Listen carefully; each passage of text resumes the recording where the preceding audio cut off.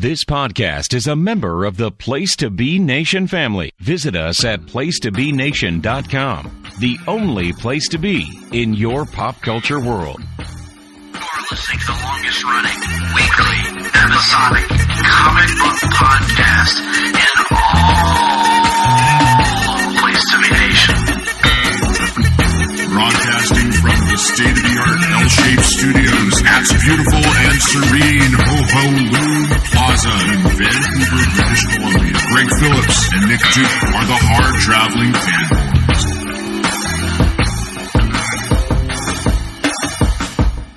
Place to Be Nation, welcome to yet another edition of the Hard-Traveling Fanboys. I am Greg Phillips. With me, as always, is the lovely Nick Duke, and we are here to bring you Off the Page. That's right, Off the Page. And what we do here on Off the Page is we take a look at a piece of comic book media that is not a comic book, and we examine it. Sometimes this will be a movie, sometimes TV show, sometimes a game, sometimes something off the wall. But this time around, it is a movie. We are coming to you on tape delay. The video machines are rolling. They're not going to be aired anywhere. But the audio is rolling, and they're being aired right now. We are in the L-shaped studio in Ho-Ho-Loon Plaza in beautiful and serene Vancouver, BC. And we are, of course, the longest-running weekly episodic comic book podcast in all Place to Be Nation. That's how you do that. Yes. You know.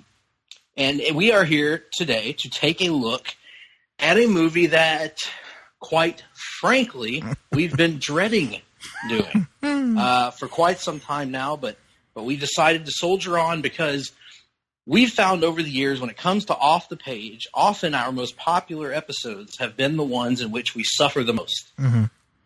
So, Nick, tell people about what we're here to talk about today.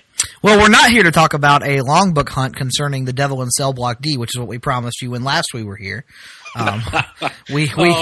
Breaking promises 2016. Mistakenly planned to do a long book hunt the same weekend that we were, watching a lot of Japanese professional wrestling. So we quickly realized there was little time for reading, but we were able to sneak in a movie watch, so we're just going to delay our long book hunt on Devil in Cell Block D to the end of this month. So if that's what you're here for, stick around for this unique episode that's sure to follow, because we are here to bring you the long-promised and long-dreaded for your glorious co-hosts off-the-page review of a film known as The Amazing Spider-Man 2. And there's a lot of ins, a lot of outs, a lot of what have yous to cover as it relates to this film and our,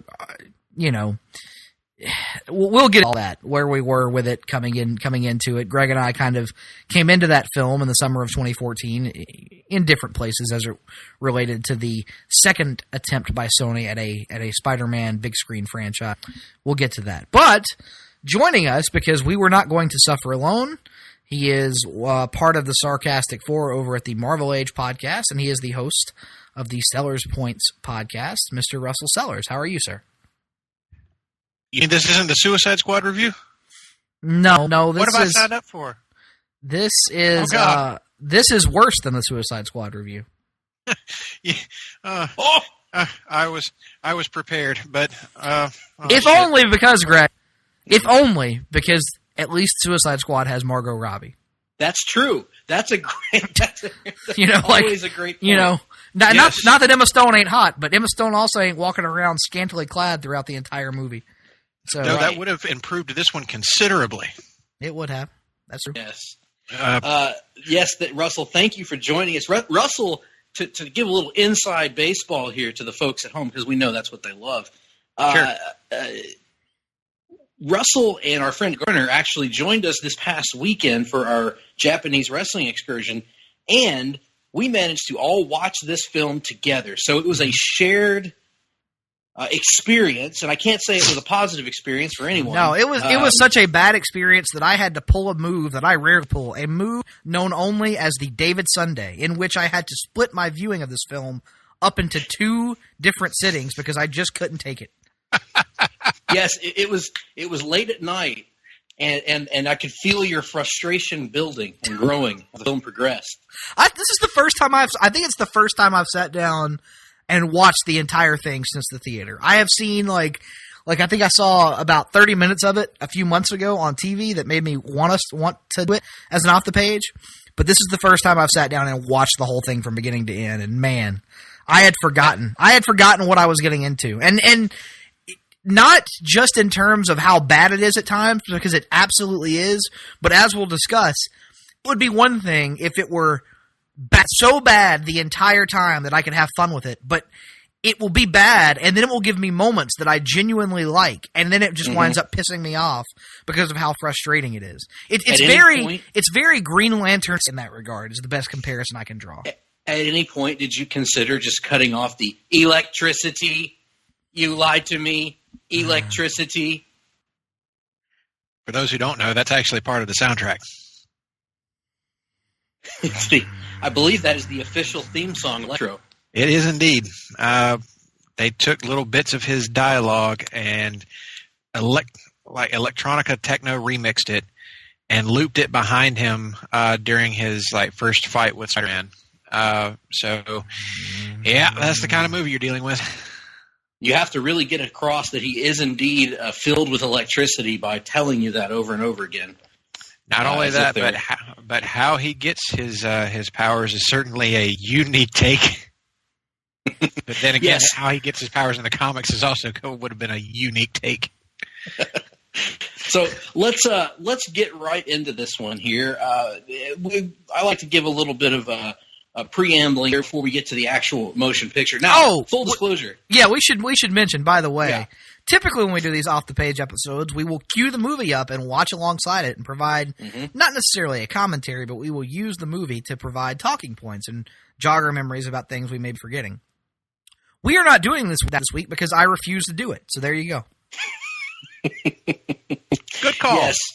Yes. So anyone wanting to watch along with us, feel free to put the movie on at your own risk, but we're not going to do it. We're just going to wing this one and go off of our scarred memories. So leading into this film came out in 2014, and it came out on the heels of, I believe, 2 years earlier, was it, Nick? That 2012, July of 2012, yes. The Amazing Spider-Man 1 came out. This was a reboot from Sony of the Spider-Man franchise after the creative disappointment of Spider-Man 3, despite its financial success. They couldn't come to terms with Sam Raimi to continue that franchise, so they decided to reboot.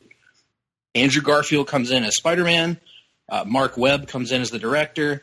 They decide to use Gwen Stacy as the love interest this time around, as opposed to Mary Jane Watson, who we talked about in our Spider-Man 2 review in the archives. So they start this out with Amazing Spider-Man in 2012, a movie that was fairly well received. And Nick, I know it's one that you are particularly fond of. So tell people about your experience with Amazing Spider-Man and how that influenced your excitement level for Amazing Spider-Man 2. Yeah, Amazing Spider-Man is a movie that I'm actually a huge fan of. If you look at it from an objective standpoint, I can't make a convincing argument that it's necessarily better made than something like Spider-Man 2 from Sam Raimi. But I can say that pretty much starting with Spider-Man back in 2002 and moving through each iteration of the character, not necessarily each film, but each of the 3 takes on the character we've gotten to this point, Sony and now Marvel have been kind of moving the character on the big screen closer and closer to my preferred version. As people who listen to this podcast, who have read any of our old columns know, I got into comics through a book called Ultimate Spider-Man, which reimagined the origin of Peter Parker as if it were taking place in the 2000s and cast him as a 15 to 16-year-old kid. And so I have always been a bigger fan of young Spider-Man, much like Tom Holland is currently in the MCU. And so, while I thoroughly enjoyed the Sam Raimi Spider-Man films, they were not necessarily my favorite version of the character. And so, when we got a movie that was promised in Amazing Spider-Man to feature a high school age Peter Parker, the bulk of the film, and it did for the entirety of the first film, I was excited because it felt like they were getting closer. Then you throw in The costume design that was leaked not leaked, but released during the build up as part of the marketing for Amazing Spider-Man, which hewed very closely to the Mark Bagley Ultimate Spider-Man take on the costume. Yeah, my expectations were very high coming into that film, and so I saw it, and entire sequences were lifted directly from that first trade of Ultimate Spider-Man, and it just endeared that movie to me in such a way. Greg, I know at one point when you and I saw Man of Steel the first time together, you said after the film you felt like that was the closest they would ever get to the John Byrne Superman, and so it had this deep emotional connection to you. And so that's kind of the same parallel. It's not necessarily better made than any of the Spider-Man movies that came before it. And they would definitely get it even closer to what my preferred take on the character is with Spider-Man Homecoming. But at the time, Amazing Spider-Man hit for me in a big, big way. And I wound up becoming probably one of that movie's staunchest defenders. And so once the foundation was set with Amazing Spider-Man, I was really, really excited about Amazing Spider-Man 2. And then the bell rang, so to speak. Then the bell rang indeed. Now, I'll give my thoughts in a moment, but Russell, I want to give you a chance here. You are the biggest Spider-Man fan that I know. He is your favorite character. And you have a particular fondness, as do I, for Spider-Man 2. So what was your reaction to Amazing Spider-Man 1, and what was your relative excitement level heading into Amazing Spider-Man 2? I'm going to go ahead and hot take it. The first Amazing Spider-Man is a better Spider-Man movie than Sam Raimi's first film. I'm also going to say that it's easily better than Spider-Man 3, but that's a low bar to set. So that's where I was on Amazing Spider-Man. Coming into it, I was trepidatious because it was a reboot that came like about 6 years after the previous Spider-Man franchise came to an unfortunate end. And I was really big on Tobey Maguire, really liked his take on Spider-Man, loved what Raimi had done. Even though it was much more that like 70s style Spider-Man. Yes, the Jerry Conway. Yeah, it was very in that vein of the character.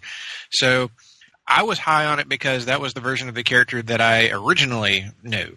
Mm-hmm. And coming into Amazing Spider-Man, I knew that it was taking a little bit more, as Nick said, of the Ultimate Spider-Man approach. And I wasn't as familiar with that version of the character, though I had read some of it and had enjoyed what I had seen. So I was very open to it. I thought Andrew Garfield was a talented actor, and seeing trailers and stuff, it kind of made me excited. And we were getting one of my favorite Spider-Man villains in the Lizard.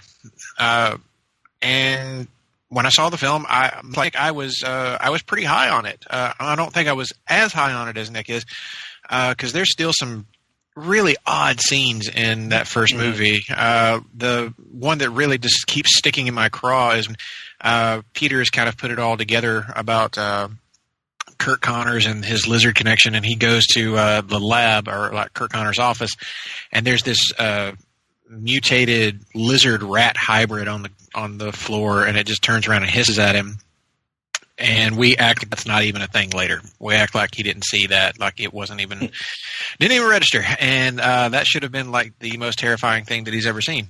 But in any case, Emma Stone and Andrew Garfield had just fire chemistry together. I mean, probably helps that they were a real life couple, but they had the chemistry that I felt like Tobey Maguire and Kirsten Dunst kind of struggled to get at times.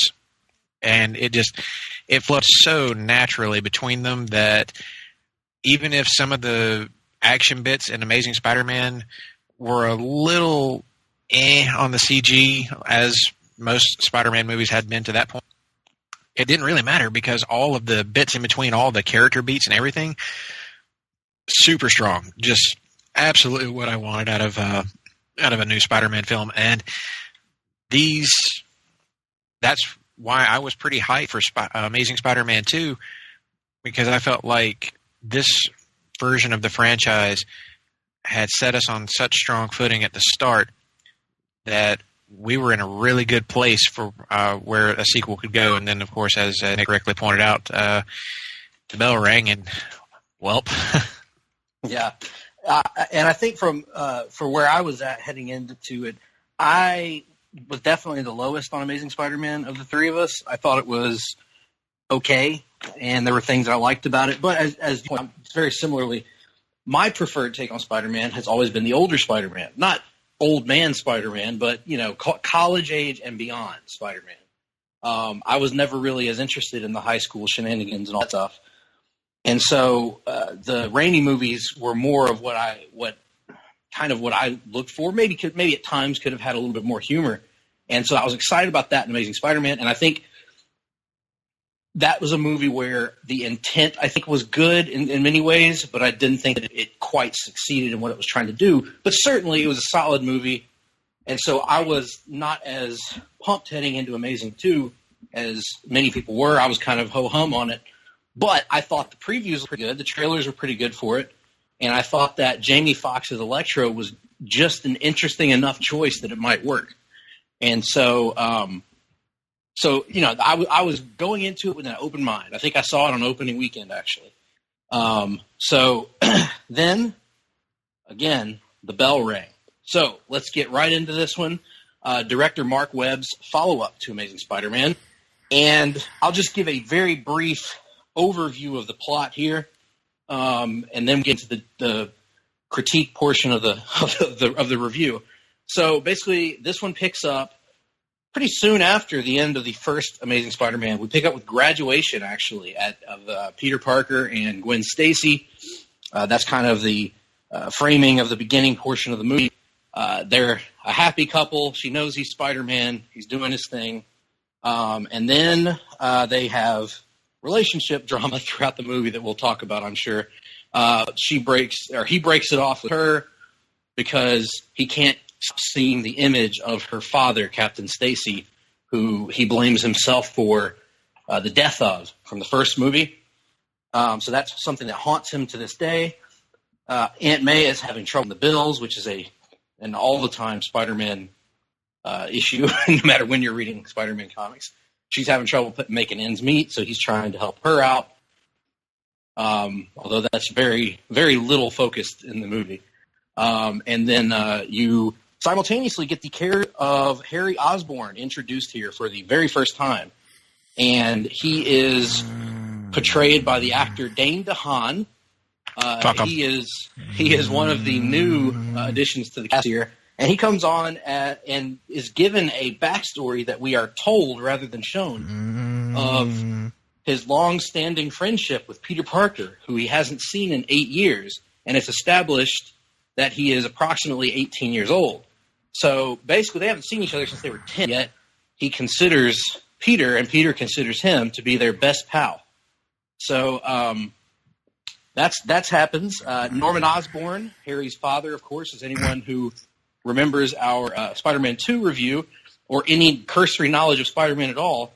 Norman Osborn's Harry's dad, who is also in the comics the Green Goblin. He is not the Green Goblin here, but he dies of a mysterious ailment that he informs his son before he dies has been inherited by Harry. And he says it will kill you as it killed me.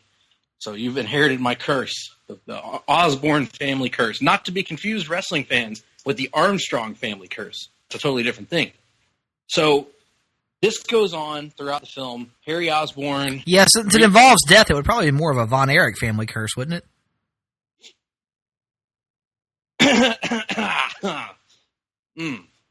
That's morbid. But accurate. So as it goes on throughout the film, Harry bonds with Peter. They reconnect and they bond over a hastily put together montage that I'm pretty sure involves them feeding deer in the park and shoving ice cream cones in each other's faces. And at one point, I think Peter actually says, "Why don't they just call him Girl George?" But anyway, they go on from there. Harry wants Peter to help him get Spider-Man so that he can get Spider-Man's enhanced DNA to help him out and cure him of his ailment. Peter declines. You get the creation through experimental means of the somewhat unique take on the Green Goblin. That comes up later in the film. In the process, Harry recruits the Electro character, who I haven't mentioned yet. Max Dillon, as played by Jamie Foxx, is something of a recluse, an aloof person who people don't recognize because he's got bad hair and bad posture and bad teeth and just generally acts awkward around everyone.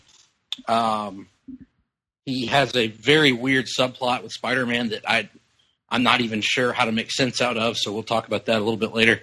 And then at some point, he is bitten by radioactive eels and turned into an electric being known as Electro, who looks suspiciously like Dr. Manhattan from the Watchmen film of 2009. And we may even have an appearance later on from Dr. Manhattan. I don't know. So they work together to try to defeat Spider-Man, basically. Peter has to get over his issues. Meanwhile, you have a corrupt figure within Oscorp who's trying to oust Harry from his position. There's just a lot going on in this movie for it to be so uninteresting. So you can probably figure out how this one ends. Peter saves the day, but he suffers his greatest loss. That's right. They recreate the classic comic book death of Gwen Stacy as Peter. She's falling to her doom. Peter webs her up to save her, and she cracks her head on the ground, thus rendering her obsolete. So, and unfortunately, we don't have the ability to delete this movie. But, there's one other thing that I forgot to mention. Richard Parker, Spider-Man's father, and a subplot that goes absolutely nowhere in the film. So there's just a lot to unpack here, guys. One of the issues that people have always had with Spider-Man 3 is how many different subplots are being juggled throughout that film. I feel like this takes that problem and magnifies it to new levels. Well, what say you? Yeah, I mean, that's part of it, but it would be one thing if it had a lot of subplots that were all resolved in some sort of fashion. But the problem with this film is that during the production, the script was just apparently massive. And there were entire subplots that were shot and then cut from the movie. And there were also subplots, as you alluded to with the Richard Parker stuff, that were partially cut. Because all the Richard Parker flashbacks in this movie apparently were supposed to be building to the reveal that Richard Parker is still alive. And it was supposed to be words from Richard Parker that were going to spur Peter to get back on the horse and get back out there as Spider-Man after the death of Gwen Stacy at the end of the film.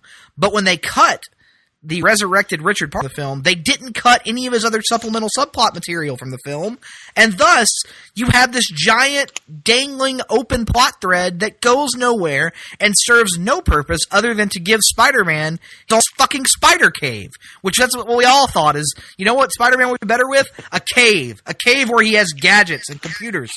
God almighty. Now, Russell, Mark Webb apparently watched Teenage Mutant Ninja Turtles 2 a lot and thought that was just the coolest thing in the world. Let's give Spider-Man a random abandoned subway base because that's what he really needed. And then we're not even going to explain how it's fucking possible that his father built this train or took this train car that hides itself underneath these abandoned tracks. I mean, this is a pretty elaborate thing that Peter stumbles upon.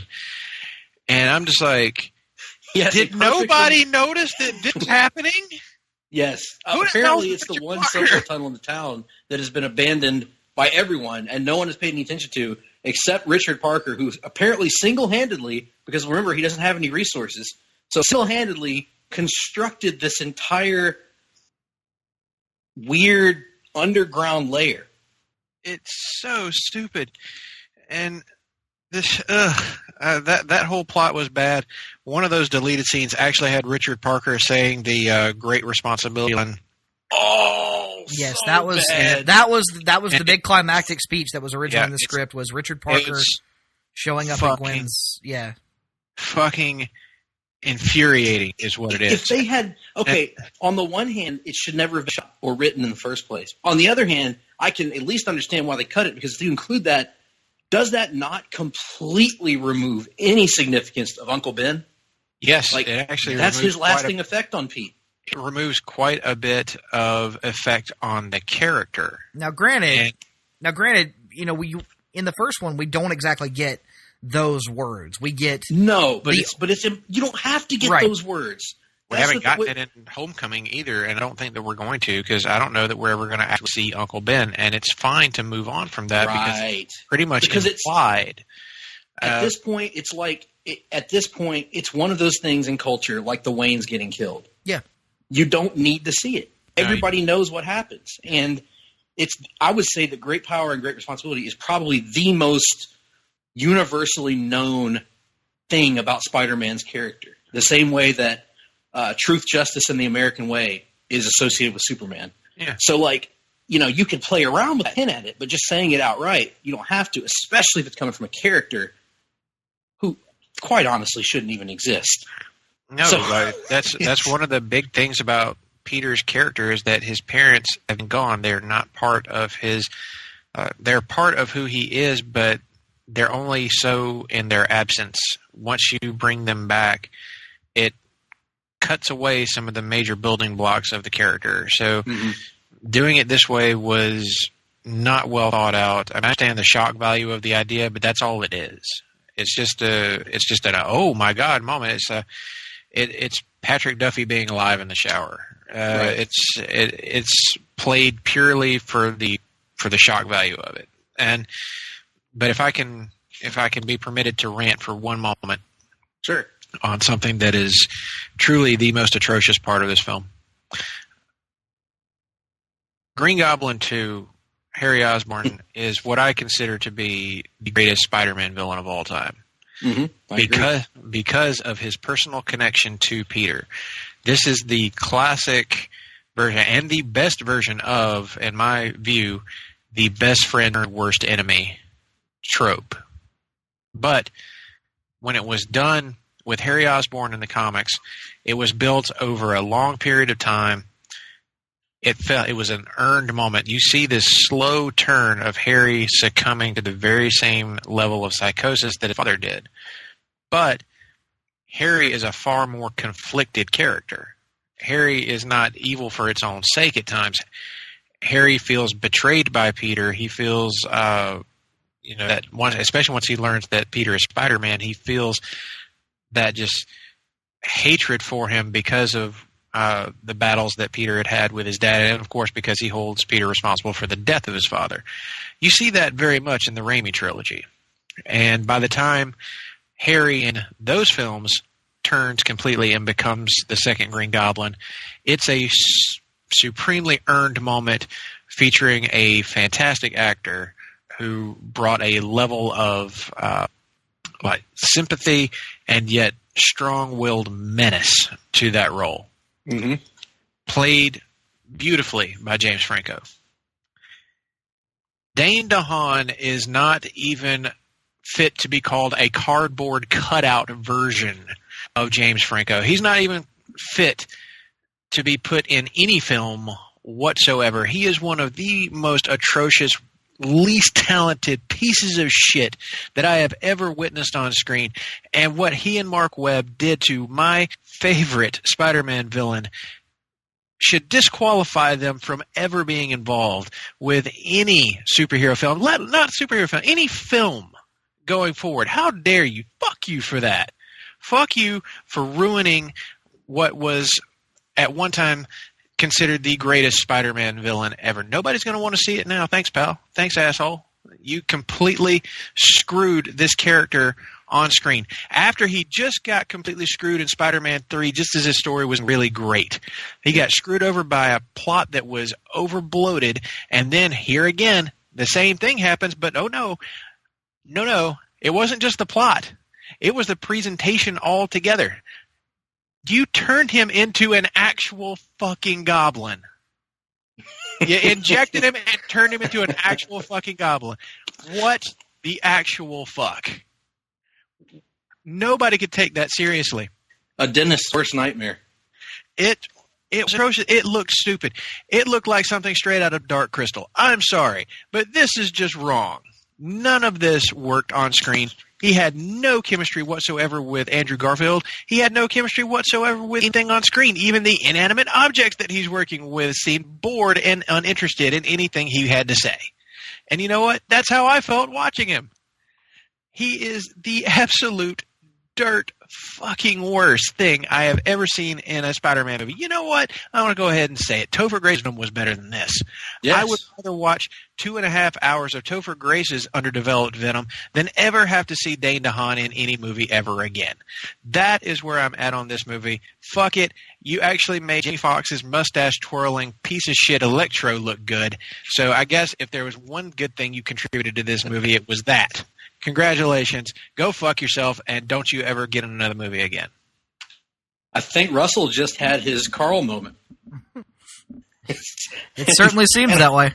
I can't blame him, because that's honestly that's how I felt leaving the theater after watching this, because Harry Osborn was the first, I guess, main Spider-Man villain that I carried when I was a kid. And his death issue is probably still my favorite Spider-Man issue that I've read. Indeed. And so the character's always had something, and that whole arc has always had something of a special place in my heart. And I thought it was played almost perfectly in Spider-Man 1 and 2 by Raimi. So the chance for them to do it again and to fix the issues that had come before was pretty enticing, admittedly. And then the execution. And not only was the arc cut short because you had to condense everything down into one movie, which was a dumb idea to begin with, but you get a truly wretched performance from Dane DeHaan, and a truly wretched direction for the character, a way that, I guess in my opinion, would be, I'm trying to think of an equivalent example of a terrible portrayal. Something like Halle Berry's Catwoman, which has no bearing at all to the comic book Catwoman. The difference here being that this was in a film that otherwise had the building blocks to be successful. Catwoman had no building blocks to be successful. This movie had building blocks, and we'll talk about those in just a second, that could have led to a successful, interesting movie. And you throw in the middle of it just a complete embarrassment of a characterization on the level of Tommy Lee Jones as Two-Face in Batman Forever, which we've ranted about on this show before. It was that level of misreading a character, misunderstanding the emotional beats, and like you said, removing the conflicted nature of Harry Osborn, which was always there. So that was just wretched. I agree with you. And we're going to return to some of the negative stuff in this movie, and I'm going to give you a chance to rant as well, Nick. But first, let's talk about some of the things that did work in this movie. And I think primarily we're all on the same page here. The chemistry between Andrew Garfield's Peter Parker and Emma Stone's Gwen Stacy is out of the world. It's great. 100% co-signed. It's still the best romance that's been done in the Spider-Man film. Like, it's not even close. I agree. I mean, absolutely. Like, you know, say what you will about the Raimi films, but one, Mary Jane was always hamstrung a little bit because she was being played by Kirsten Dunst, who was easily the least charismatic of those three leads that stretched across that trilogy. And also, like Russell said, the chemistry was just never there. They tried, and they gave it, you know, a decent effort, but like it never jumped off the screen the way this did. You know, Andrew Garfield and Emma Stone, from the first moment they were speaking to one another in Amazing Spider-Man, and even to their last moment together in Amazing Spider-Man 2, that dynamic works. And it works without any real misses at any point. Yeah, there are frustrating character moments where I was going to say, there's a couple of bad scenes in there. There are bad weird scenes. Moment. There are bad scenes, but that is caused by a really poor script. What I'm saying is the chemistry and the believability of those two characters never falters, even through the worst moments in the script. And one of those worst moments has to be their breakup scene. Which one? The first one. Okay. The one at the Chinese restaurant? Yes. I cringe during that scene every time, mostly because we've just had them having this really great moment, this really great time at graduation, and Peter just completely flips on her at the next scene. Almost like, is this dude suffering from like a personality disorder or something? Because he's just like he flips the script completely on her. And I can't believe she took him back. Actually, like that. Yeah. I agree that scene is extremely frustrating, especially from the Peter perspective. But one thing they do in that scene that actually kind of softens the blow for me a little bit is Gwen gets fed up with his shit, and she's like, "You have pulled this crap one too many times." She was like, "No, forget this. I am breaking up with you." You hear, and then she like storms off from him. So like, and that which probably should have been undone by the fact, yes, which is undone by the fact that she immediately accepts him back when he tries to get back with her. That's true. I mean, I can't argue with that, but I can't sit here and criticize like constant cycle of breakup and reunion in a Spider-Man film when like that's one of my favorite aspects of the Ultimate Spider-Man comic is all the high school-esque relationship drama that he goes through. It's not the concept of breakups and getting back together. It's the execution. I agree. Yeah. Of that. Yeah, I'm not defending it in any great way. No, it's and it leads, like the fact that they get back together leads to one of the worst parts of this film, which is Gwen Stacy's death. Mm-hmm. Like if you wanted to put the characters back together, I'm good with it. As you pointed out, rightly so, that the makeup breakup thing, that's a huge part of Spider-Man's character arc, especially in his younger years, and even with he and Gwen. But what should have happened here is they should not have done the death of Gwen Stacy. They should have, I guess had her wind up basically saving his ass there at the end and then working it out that, hey, she can be part of your life while you're also doing this. Well, and you're a good you have a good team dynamic.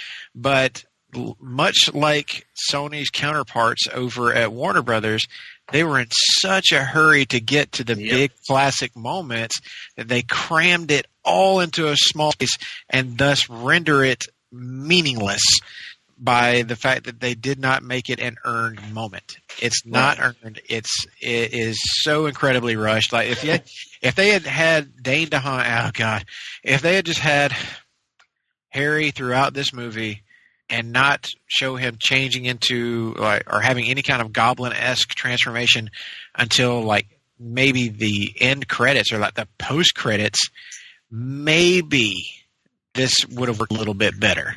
And then you can come back in the next movie maybe and do a Gwen death. But the thing about it is I'll get back to that later. But I think that the building blocks were there. Peter and Gwen relationship worked, but it was like the one thing that worked across both films, and you take it off the board with the death. But let's get back to that for a moment. Nick, you had something you wanted to say.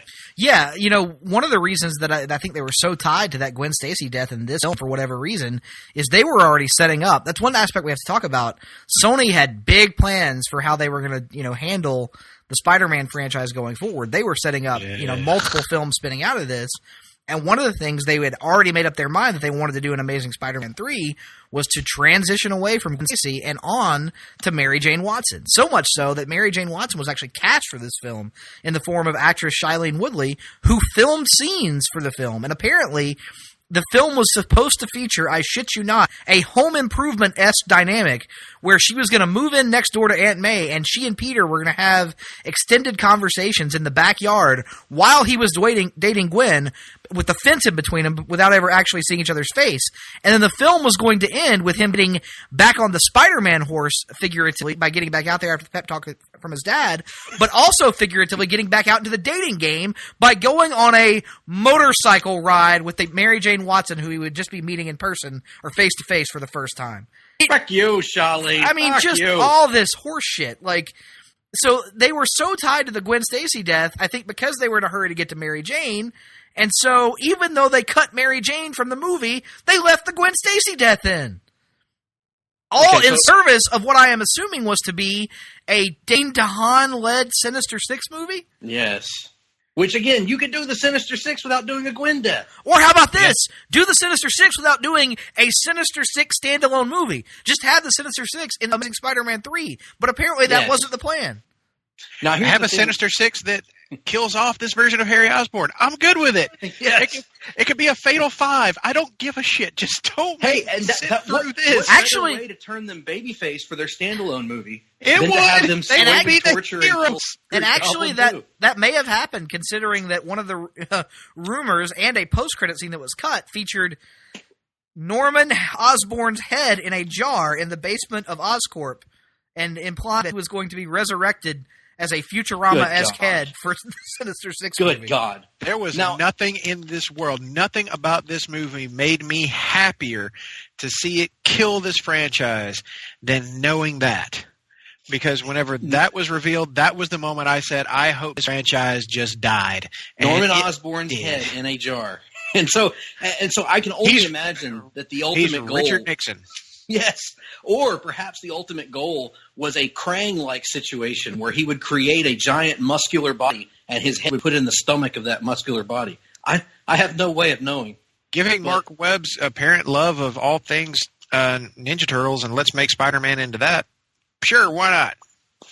So we did derail there for a moment, but I wanted to talk a little about the things that did work in the movie. And the Garfield and Stone relationship, which is, as Russell pointed out earlier, was a real-life relationship at that point, really popped off the screen. Even their and this is credit to Mark Webb as well, even their interactions with one another, where it's like playful banter, is some of the most realistic. It's believable, yeah.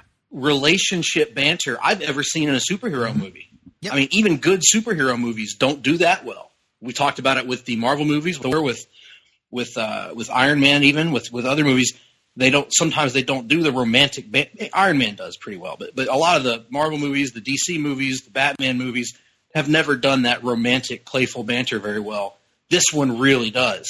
Yep. So, what were some of your upticks on in that aspect of the movie, Nick? Well, I mean, I think we've covered, the relationship chemistry, that, like you said, the banter. There were great scenes. I think there's the awkward scene where he is helping her escape from Oscorp at one point, and they're hiding out in the maintenance closet together. That's actually a pretty charming little scene. And that's one of those things, like I said, I was just getting so frustrated during the film because it would give me, this giant serving of dog shit and then follow it up with something that I legitimately want from a Spider-Man film. And it was just like the constant roller coaster of like moderate highs and Death Valley-like lows. So it was such a frustrating experience revisiting that I can't really adequately express. But and beyond just the Andrew Garfield and Emma Stone stuff, I mean, I gotta say, as a whole, Spider-Man himself supporting cast is actually pretty good. And primarily what I'm talking about there is Sally Field as Aunt May. And if you want to take it back to the first as well, Martin Sheen as Uncle Ben. Both of those were really good reimaginings of those characters that brought them, in my opinion anyway, more in line with what I want from the character, which is something a little bit more relatable, which is to say not a 90-100-year-old woman who's drawn like, or looks like Mr. Magoo. Sally Field at least brought some energy and charisma to the character. Not saying Rosemary Harris wasn't good. She was fine for that, that incarnation of the character. But it's also understandable that she could die at any moment, whereas Sally Field, you actually can see her going out and trying to pay the bills and having this believable dynamic with Peter that I wound up really enjoying. So that's one aspect of it that I wanted to throw some love to as well with Sally Field.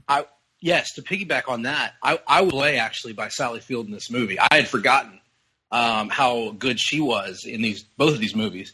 I know we all love Marissa Tomei as Aunt May in Spider-Man Homecoming for obvious reasons.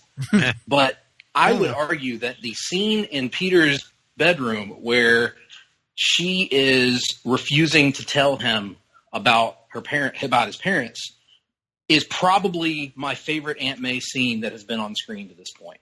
I thought it was genuinely moving, and it got me to care about Andrew Garfield's Peter Parker in a way that I otherwise didn't. His acting in the scene was special. Her acting in the scene was spectacular, no pun intended. And I mean, the genuine emotion that was there, and the fact, the angle of this adopted parent who feels insecure because her kid wants to know more about his biological parents, and it makes her feel inherently flawed and less than. I've always been intrigued by that in Superman's mythos. And so I think that's why I particularly responded to that scene. I thought it was, for me anyway, probably my favorite scene in the movie, actually, until it derails, which it doesn't take long to derail when they get the labyrinthine conspiracy theory about Peter Parker's dad, who I will get to in a little bit. But yeah, Sally Field was great. I agree. I think that Sally Field was a tremendous Aunt May. And credit where it's due, yes, Mark Webb actually did write her some very good scenes. And that one in particular you talked about in Peter's bedroom, that scene is equal parts tremendous and frustrating because there are times whenever she starts getting a little expository with stuff that honestly doesn't really matter. But otherwise, her direct connection with Andrew Garfield was so good. It was like we were seeing, that Aunt May and Peter relationship straight off the comic book page. It worked just so perfectly, and it's on the strength of her performance. She clearly took the material that she was given and took it very seriously, and that's something about Sally Field. I think in most of her roles, even if she's in a bad movie, she still puts forward the effort to. She knows how to craft her roles in the best possible way. And like I said, even whenever it's not in something that's necessarily very good. But that's a testament to her abilities as an actress. She's always done that. She knows to take that material and elevate it in the best possible way. And one of my favorite scenes with her and Peter is when she's working with, or she's trying to keep him from washing his clothes. She wants to do it, and he's trying to keep her from seeing his Spider-Man uniform. And she does remark that the last time he washed clothes, he turned everything like pink and blue, or red and blue, which I thought, it was a hilarious amount of back and forth. So it's not just the emotional stuff that she had going on with Andrew Garfield. They actually had really great banter back and forth, which is a testament to both of their abilities to take what could otherwise have been material and make it into something really good. Absolutely. Totally agree with that. One of the other things that I really liked about this movie were and I'll just call them hero moments, the mundane hero moments. What I mean by that are some of the complaints that people had about the Superman movies from Warner Brothers in recent years is that there weren't enough moments shown of Superman rescuing cats from trees, kids from the lost, things like that. There wasn't enough of that in some people's minds. Well, I thought this movie did that really, really well. When it happened, you see moments of Spider-Man not just swooping in and saving people, but stopping and having conversations with them, really playing up that friendly neighborhood Spider-Man situation, fist bumping a little kid, talking to a lady after he rescues her, just making it seem like Spider-Man is somebody that the community can trust. I thought that's one thing that the first Raimi movie did pretty well, and I thought this one did it very, very well in terms of showing those moments where Spider-Man is, yes, he has fun, and we all talked about how we wanted to see Spider-Man have fun in the movie because he was dealing with a lot of emotional trauma in the Raimi series. And yes, it's good to see Spider-Man have some fun, but I also want to see Spider-Man, play up the friendly neighborhood aspect. And I thought those scenes in this movie, even up to the end, the very last scene where he's confronting Rhino, played by Paul Giamatti. Dear God. There's a little kid there that's dressed up as Spider-Man, and he shows up, and the way that he gets the kid out of the way is so human and so pitch perfect for that character. I will say that was one of my favorite scenes of the movie, despite Paul Giamatti. Everything that he does, careful, Nick will get triggered if you talk about Paul Giamatti. I know he loved him very much, but he's terrible as Rhino, and Rhino shouldn't have. I don't even know if he should have been included in the film. Although I did really enjoy that opening bit when Peter is chasing on that first time. Mm-hmm. And he's catching all those, we don't even know what they are, the jars of stuff or whatever it is that Rhino was... radioactive, I think it's plutonium, they said at one point. Whatever it was certainly dangerous material that didn't need to just land in the street and break. Right. And as we're watching Peter catch all of it with, webbing with his hands and even at one point with the bottom of his foot, I thought that scene was done incredibly well. And you see him even then interacting with the public, as Greg was talking about. This movie truly encapsulated, and I think the first Amazing Spider-Man did it too. It encapsulates friendly neighborhood Spider-Man. That's what they were going for, and I got to tell you, Andrew Garfield was a masterclass in the Spider-Man banter. Mm-hmm. He was putting on a clinic in how you play the character, and I do have to give Tom Holland credit for keeping that tradition going. But man, I love the way Andrew Garfield does it, and the way you're talking about he interacts with kids. That he looks so natural doing it. So you can tell that this is probably something he's very good at in real life too. Yeah. Nick, what were your thoughts on that aspect? Yeah, it was great. And actually, you guys mentioned the ending of the film, but my favorite aspect of that, or example of that, is actually earlier in the film. He comes across a kid who has been picked on and had his science project, like, torn apart or whatever, and Spider-Man actually stops and talks to the kid and helps him put his science project back together and, like, encourages the kid to be interested in science and says, no, man, you know, this kind of stuff is really cool. And, like, he used web fluid to fix the kid's wind turbine and stuff. And that leads into another thing. One aspect of these films that they got right that I feel like the Raimi ones didn't, and honestly even Spider-Man Homecoming, which I love, hasn't really touched on, is Peter as a scientific expert, as Peter as a great mind. We see him here doing an experiment to, like, figure out how to keep Electro from being able to overload his web shooters and fry them.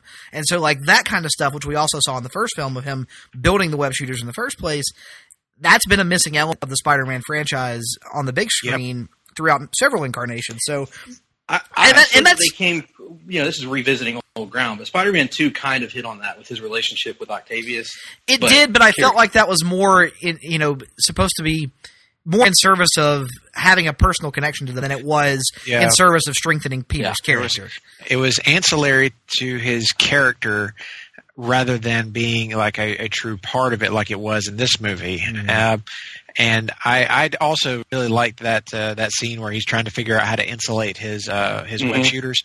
Some of that scene is a little odd and just a little bit too silly, I guess. But the bit with the fire extinguisher gets me every time. I thought that was fucking hilarious. Yeah. Well, that got a line. The main problem with that scene, much like many scenes throughout the film, is I think this has some of the worst soundtrack and musical accompaniment of any superhero film I've ever seen. Like, the score, the orchestral score is fine but forgettable, but anytime they choose to use a contemporary song or something with any kind of electronic element to it, it is awful. Out of place. Yeah. It's awkward as hell. It does not work. It's like in the middle of the movie, there's this horrendous musical montage, I believe after he's broken up with Gwen, and the music that they choose for this montage does not fit at all. It really doesn't make you feel any emotion, because I'm not sure if it's supposed to be happy-go-lucky music. I'm pretty sure the montage is supposed to be somewhat somber because he's struggling with things, but it's so out of place. I agree, Nick. The music is very, very poorly chosen throughout the film, it's just that we've touched on so many positive elements, whether it's his, them depicting Peter as intelligent, or his relationship with Gwen Stacy, or the Aunt May aspect, or his relationship with the community. And, like, that's the frustrating thing about this movie is somewhere in there is a really, really good Spider-Man movie. There is the foundation for that. The problem is they slap onto that foundation a bunch of nonsensical horseshit. And nonsensical horseshit that isn't just nonsensical, but also untrue to key characters like Harry Osborn, like you guys said. Honestly, treats Norman Osborn as an afterthought, which, yes, we want to get to Harry eventually, but take your time. Don't be in a hurry. Like, have Tell Norman... story, kid. Take your time, apply a hold, and work it. But, I mean, look, case in point, the death of Norman Osborn. Why are we supposed to care if it's a Norman Osborn...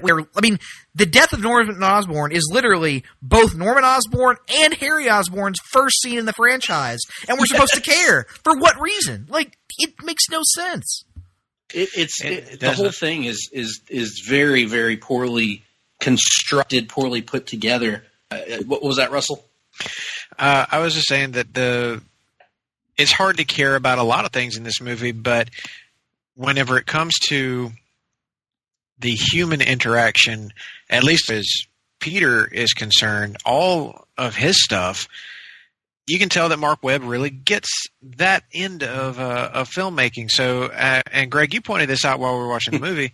If they had just made this a romantic comedy starring Andrew Garfield and Emma Stone, and have, you know, the Spider-Man stuff be kind of ancillary and just kind of off to the side and not like really all that heavily focused, this might have actually been a pretty damn good movie. I agree. There's just not much there on the Spider-Man aspect of it. Like whenever you start factoring in that stuff of it, the movie goes more than a bit off the rails. I'll have a hot take alternative version of this movie that I'll propose at the end of the podcast. And I would suggest that if you're going to get, you know, a talented actor like Jamie Foxx to play Electro, which I thought was inspired casting. Yes, I did too.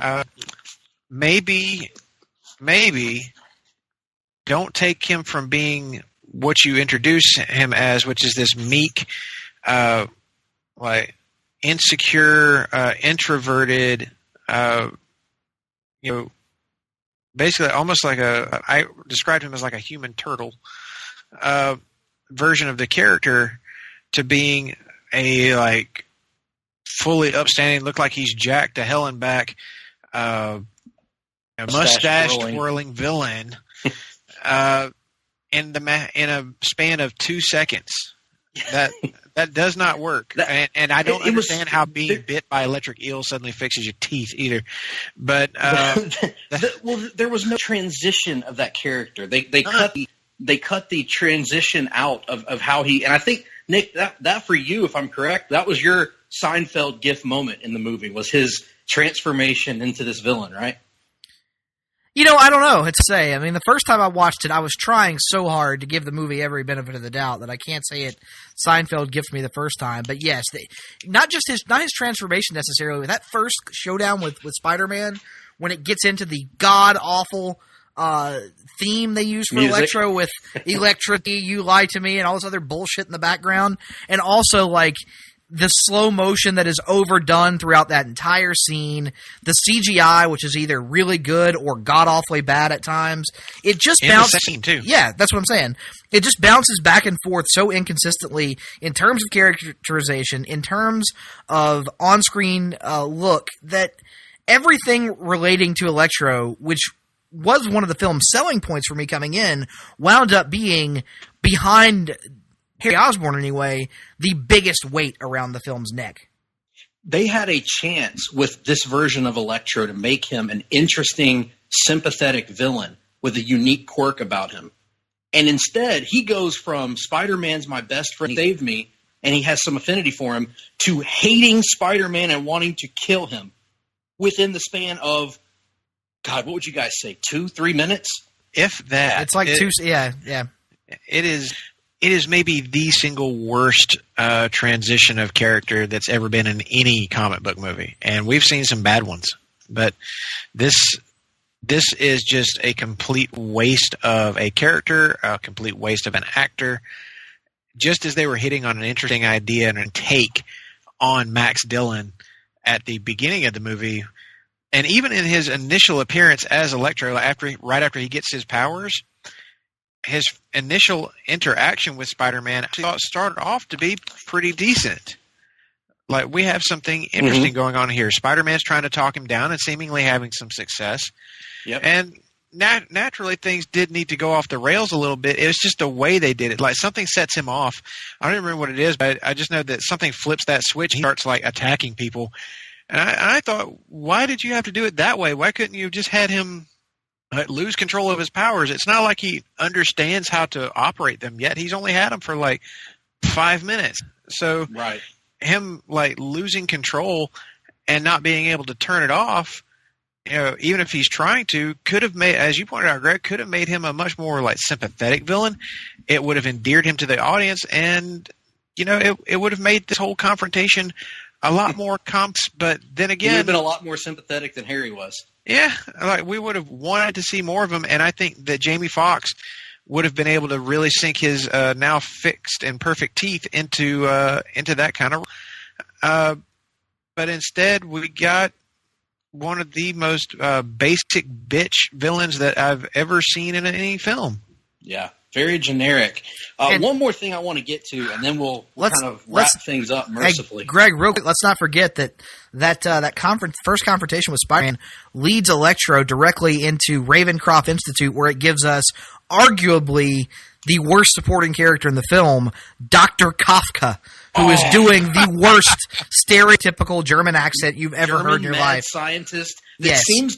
Did he not feel like he should be in Batman and Robin? Did that Yes. whole scene not feel like it was right out of Batman and Robin? Even down to Electro's look. I Yes. feel like it was in Batman and Robin. And I will help you, Electro. And I will make sure I get to the bottom of it. Oh gosh, so bad. I can't tell if that was Dr. Kafka or a police detective from comic book theater Watchmen.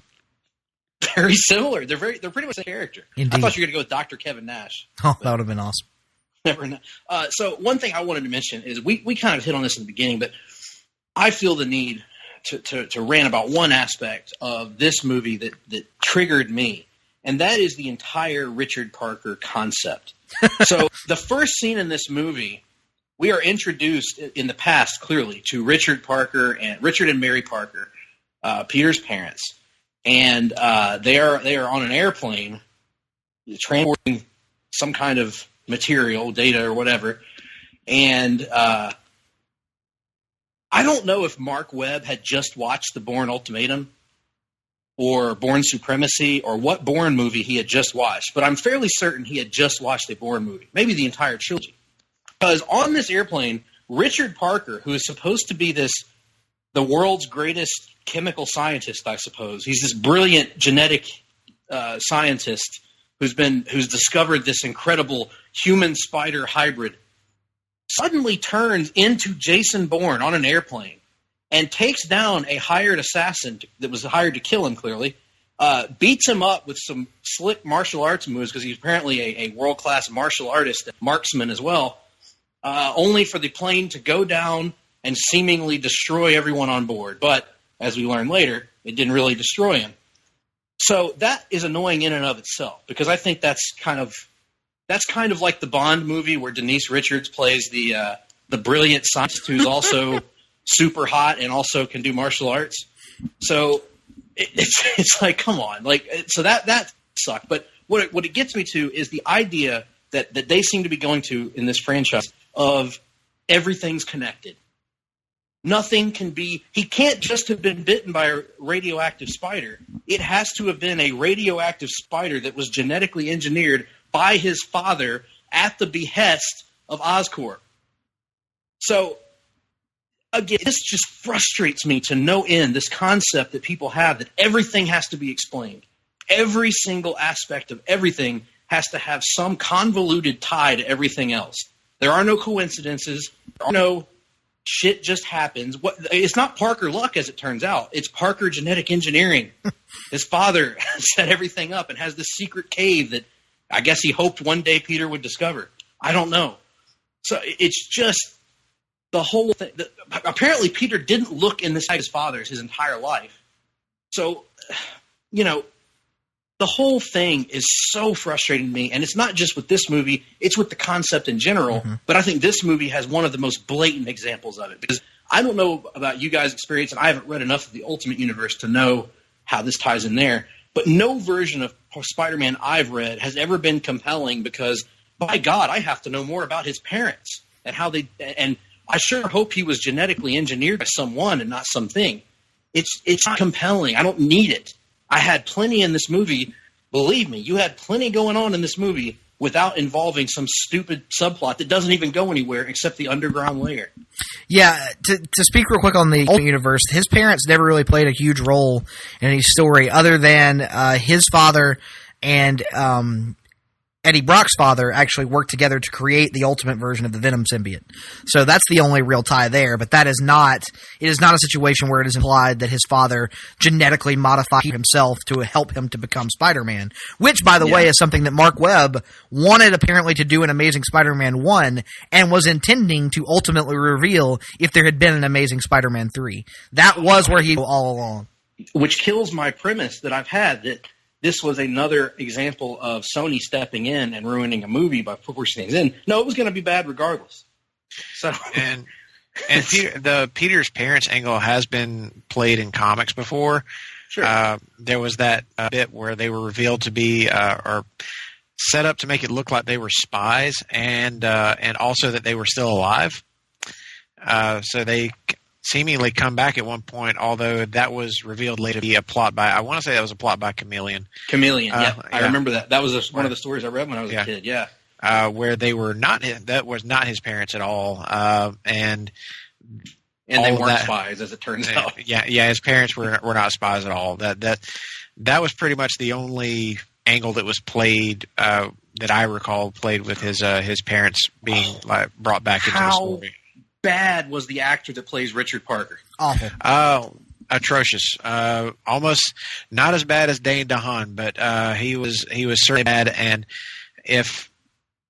you guys are absolutely right. If you're going to cut the wrap up, like the crescendo of your subplot, maybe cut the rest of it too, instead of leaving it in the movie to feel like a setup for something that ultimately doesn't happen.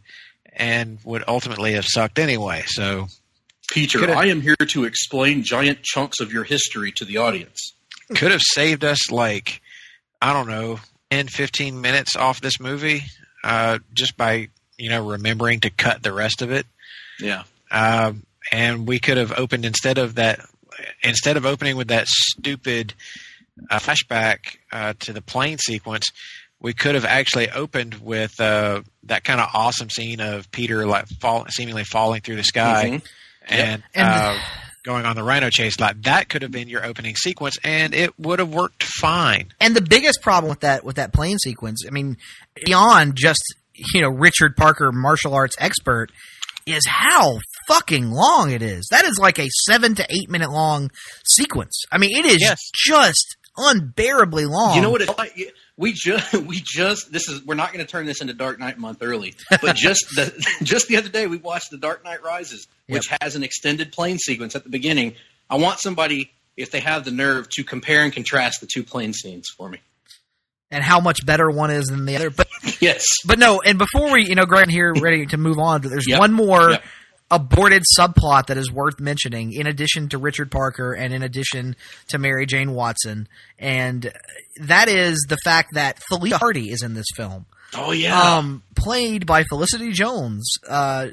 Apparently there was a subplot where we as the audience were going to have information that her father had been screwed over by Oscorp at one point, and she had managed to work her way up the Oscorp ladder, and she was actually pulling this to try and drive Harry insane in order to, orchestrate the ultimate downfall of his family. And if that subplot had been in the movie, that's moderately interesting to me. But the problem is they cut out that entire subplot and left a just very ultra-generic version of Felicia Hardy that has nothing in common with any version of Black Cat that I've encountered.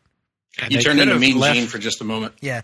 They could have left that plot in there if they'd have just cut out the rest of the Richard Parker bullshit. And it actually worked okay. And that would have made the Harry going insane so quickly pill a little bit easier to swallow, although it still would have been utter bullshit. It would have at least, given some sort of storyline for it. And then it would have frustrated me about Felicia Hardy, because it would have almost made her irredeemable at that point, because it's such a nefarious plot. But nonetheless, time to start wrapping up here. Before we do, I did want to say, you hit upon it earlier, Russell. If all things being equal, if I could go back, we've talked a lot on our podcast about how I'm a big fan of what Fox is doing with their X-Men movies, because they're taking big chances. Not all of them are going to, but they're taking big chances with characters like Deadpool, with the movie Logan. If I could go back in time if Sony really wanted to do something different, why not do a Spider-Man romantic comedy? You still have a villain, obviously. You still have some fighting going on, but it's almost ancillary to the will they, won't they romantic banter between Peter Parker and Gwen Stacy. Can they commit to one another? Can Peter overcome his demons? Can she forgive him? Can she put up with his constant flakiness, maybe?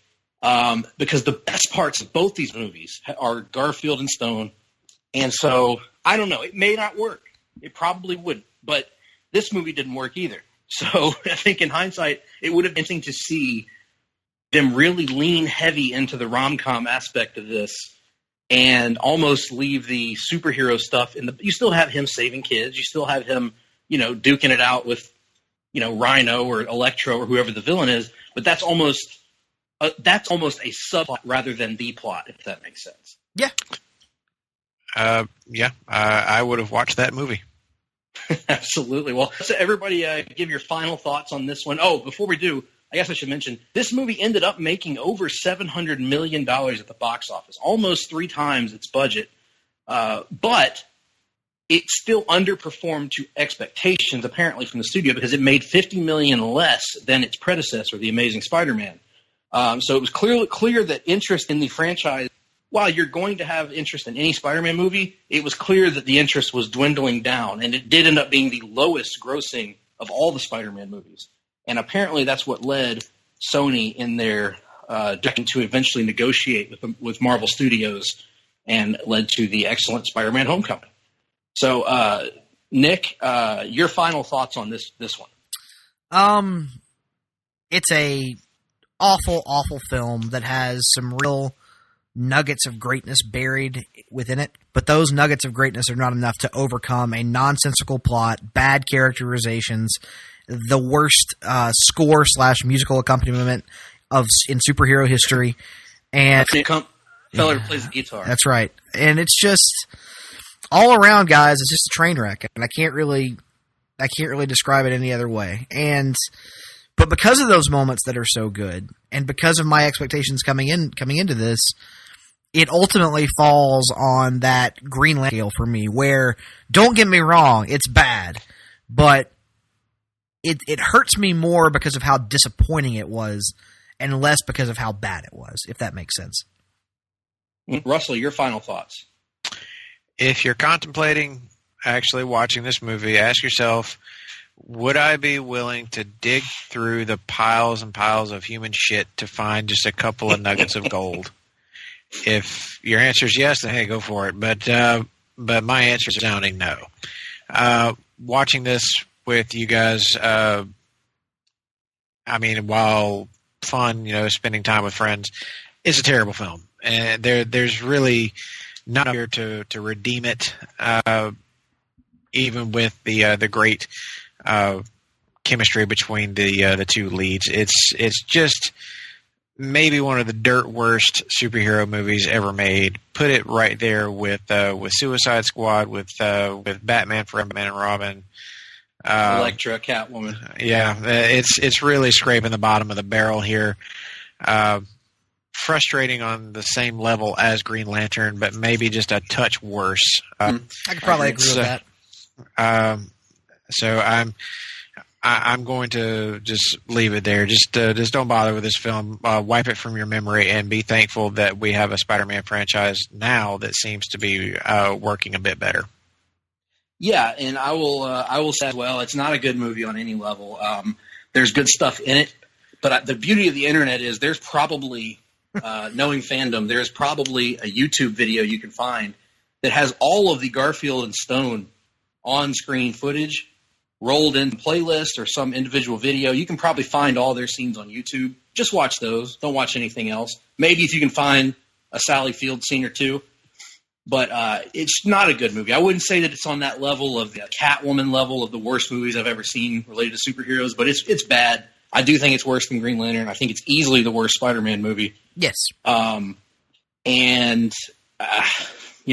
recommend it, unfortunately. But with all that being said, perhaps you disagree. I know this movie probably does have it out there. Let us know. You can contact me and Nick on Twitter. I am gphillips8652. He is Nick Duke 87.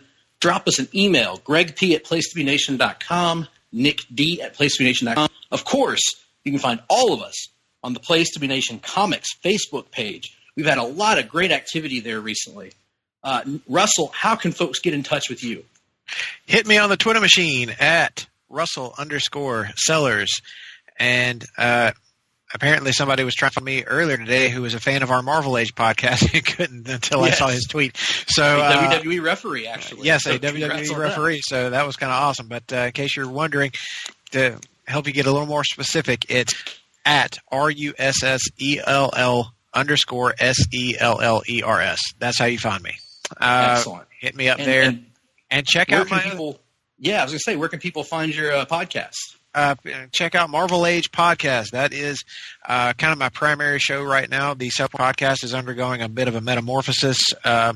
Still working out the finer details of that, but stay tuned. We've gotten some interest from folks on that moving next. I think that's going to wind up being okay, and I hope you guys will like what I'm planning to do. And you can also check out my final Dark Knights Metal podcast, Pod Blast, whatever we called it, along with a quickie rundown review of Justice League No Justice I did with the manager, Todd Weber. That episode is up now, along with our most recent episodes of Marvel Age. So go listen to all that and then hit us with the feedback. We'd love to hear. I really listened to that Pod Blast because I picked up Justice League #1, and I have a few questions that I'm sure would be answered by listening to that Pod Blast. So that's definitely going in the queue. Yeah, so we do spoil the hell out of Metal and No Justice. So if you're fine with me. Yeah, okay, good. If you're good with spoilers, then go Go for it. If you want to avoid it, maybe wait. Right. And of course your last Sellers Points was on Image Comics for folks out there that are I know we have listeners that are big into Image, so you can find out all about the Sellers Points. What we're going to do now is we're going to take a break. Thanks to Russell for joining us. And of course, when we come back on the other side, we'll have Reading, Watching, and the rundown, including thoughts on a cavalcade of comic book news stories. So stick with us. You won't regret it, hopefully. Promotional consideration paid for by the following. Hey, pro wrestling announcer Kevin Kelly here. I want to make sure you are all subscribed to all the great feeds here at Place to Be Nation. It's really easy to do. Just head to iTunes or your preferred podcatcher app today and search and subscribe to the Place to Be Nation wrestling feed, which, of course, includes the full archives of the Kevin Kelly Show, the Place to Be Nation pod feed, and the Pro Wrestling Only feed. Subscribe, listen, and then rate us and leave feedback today. And be sure to give Justin your true thoughts. I mean, don't hold back. After all, he is kind of a jerk. Just listen to Scott.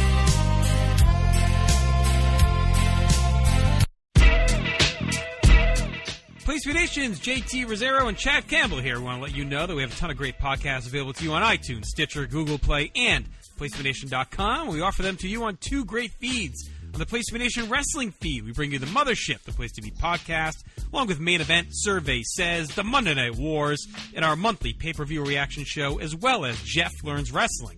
In addition to these full-length shows, we also deliver special network podcasts and pod blasts on topics old and new. Over on the Pro Wrestling Only feed, we dive deep inside the wrestling business with a stacked army of experts leading the way. The feed features potpourri shows such as This Week in Wrestling, Greetings from Allentown, Match of the Week podcasts, and the Military Industrial Suplex. We also have shows that focus intently on certain topics like Through the Years, Worldcast, Strong Style History, Strong Style Story, and Mount Olympus. Plus, the feed has the full archives of legendary shows like Titans of Wrestling, Where the Big Boys Play, Letters from Center Stage, and Letters from Kayfabe, plus much more. And on our very popular Place to Be Nation Pop podcast feed, we offer such great shows as Talkin' Pop, the Glenn Butler Podcast Hour Spectacular, NBA Team, PTBN Play, Sunday Groove, Breaking Balls, and Lucha Undead. As well as a veritable podcast heaven for comics fans. With the Hard-Traveling Fanboys, Sellers Points, Todd Weber's Conversations, Geek and Sassy, and Marvel Age podcasts. You can find all of these current shows, plus archives of our past podcasts, including The Kevin Kelly Show, as well by subscribing to both feeds on iTunes. And while there, be sure to rate and leave feedback today. All these shows, plus others, available at PlayStation.com, where we cover pro wrestling, sports, movies, comics, plus in-depth stretch projects and more. Be sure to support our site by using PlayStation.com/Amazon when doing your online shopping, and download our free PTB Vintage Vault Refresh ebooks via the links on our site. We also want to thank our friends at Boneheads Wing Bar in West Warwick, Rhode Island, and Fall River, Massachusetts, and thehistoryofwrestling.com. Be sure to follow us on Facebook, Twitter, Instagram, and Tumblr as well. PlayStation.com, the only place to be in your pop culture world.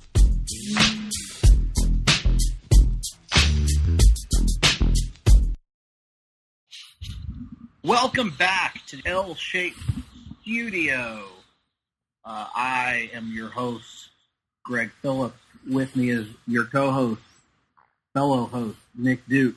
And we are here. We thank Russell for joining us to talk about Amazing Spider-Man 2. We got to get right into our weekly look at the news and notes in the world of comics, Nick. We have to get into our segment that we like to call the Rundown. Welcome to the Rundown, where we talk some comic news. Welcome to the Rundown, where we talk about movies too. Yeah, we got massive week, like kind of an unexpectedly big week, because typically what happens time of year is comics news. You know, the big two kind of shy away from putting a lot of stuff out there just because this week is E3 and they kind of let video games have the nerd culture moment for the week, but that has not been the case. A shockingly busy week in the world of comics. Absolutely, and it starts at the very top, at the executive level in the world of comics, because perhaps the most important one of the most important, and certainly the first domino in this sequence of huge news stories revolving DC Comics came out this week when longtime DC Entertainment president Diane Nelson officially has left her position in the company. She served as Warner Brothers Consumer Products president and DC Entertainment president. She took a leave of absence in April, but a memo from Warner Brothers chairman and CEO Kevin Tsujihara says that she is done with the company. So Dan has been with DC for, I'm trying to find that exact number here, for about a decade, I think, and very well loved by creators. Scott Snyder, I know, Jeff Johns, and several others have already tweeted or talked publicly about their love of Diane Nelson and how she has kind of been one of the spearheading people behind DC embracing creators in the last several years. You know, they mended fences with Greg Rucka. They mended fences with a number of creators, actually, and at least are on warmer terms with Mark Waid, given that they're releasing his old Flash volumes. So this came as a pretty big, shocking announcement this week, Nick. Yeah, it really did. You know, I can't. Diane Nelson leaving is one of those things from a fan perspective. It's kind of hard to quantify because we don't really ever hear much about what her, you know, managerial style is. We don't hear about her having hands-on involvement with the characters and with the books and with the titles and those sorts of things. You know, we obviously hear that she's well respected by creators, by people who have worked with her, but it's kind of hard to draw a direct line from her to the products, you know, the finished product that arrives in our hands. However, the trickle from her departure definitely is going to be one felt by fans in some negative ways, but I got to be honest, a lot of really positive ways. Exactly. I think that the story coming out of this huge story that just broke this week, that had us worried based on the headlines. Yeah. And then we read the body of the text and suddenly became thrilled. And it is that Jeff Johns is out of DC, officially out of DC Entertainment. He is no longer the DC Entertainment president and chief creative officer. Johns instead will be launching his own comic book imprint, was a film production group that will work exclusively with Warner Brothers and DC. So basically, to Cliff Notes this, before we get into the details, Jeff Johns is now going to have an independent publishing company that works with DC Brothers, and basically will be going from the boardroom back to the creative room and will be much more hands-on with writing comics, television, and film. Let's address that before we get into the details. You know, it's one of those things where, like we said, when I first read the headline, my heart sank. And then this is probably the best example I can think of in a while of don't always just read the headline. Sometimes I actually read the story because the story paints an entirely different picture than the headline. The headline makes it like he's leaving DC altogether. And what he's really doing is transitioning out of the executive role and back into the role of active creator, but an active creator who is contracted with DC to work across multiple formats, media, whether it's comics, television, or film. And I, for one, am stoked. If the vision laid out in this story is accurate and that's the level of involvement we can get from Jeff Johns in a creative capacity over the next few years, I can't freaking wait. Yeah, one of the things that I mentioned on our Place to Be Nation Comics Facebook group when we were discussing this with our pal Ben Morris is there have been far too few Jeff Johns comic books in the last 3 years. Pretty much since the launch of Rebirth, which he spearheaded, we've only gotten Doomsday Clock since then, which is great. But that's like 5 DC issues. Universe Rebirth. Well, true, that's what he started with. Yes. But since that issue, all we've had, and that was 2016, all we've had is Doomsday Clock, 5 issues. That's not enough for my favorite comic book creator. So it sounds like we're about to get a lot more of that. So the first thing we're going to address is Jeff Johns' DC imprint. You know, we talked a few weeks ago, Nick, about Brian Michael Bendis getting his own DC imprint. Well, John's DC imprint will be known as the Killing Zone, and it will, quote, focus on new and lesser-known DC characters and titles. So it sounds like he's really going to be focusing on both creating his own new characters and also taking maybe some characters we've forgotten about along the way and putting that Jeff Johns touch on him, which we've talked about before on our podcast, that he has a way, unlike any creator I can think of taking a heretofore forgotten character and making them relevant again. Whether it was Black Hand, whether it was Sinestro, and the list is almost endless. So that's pretty exciting.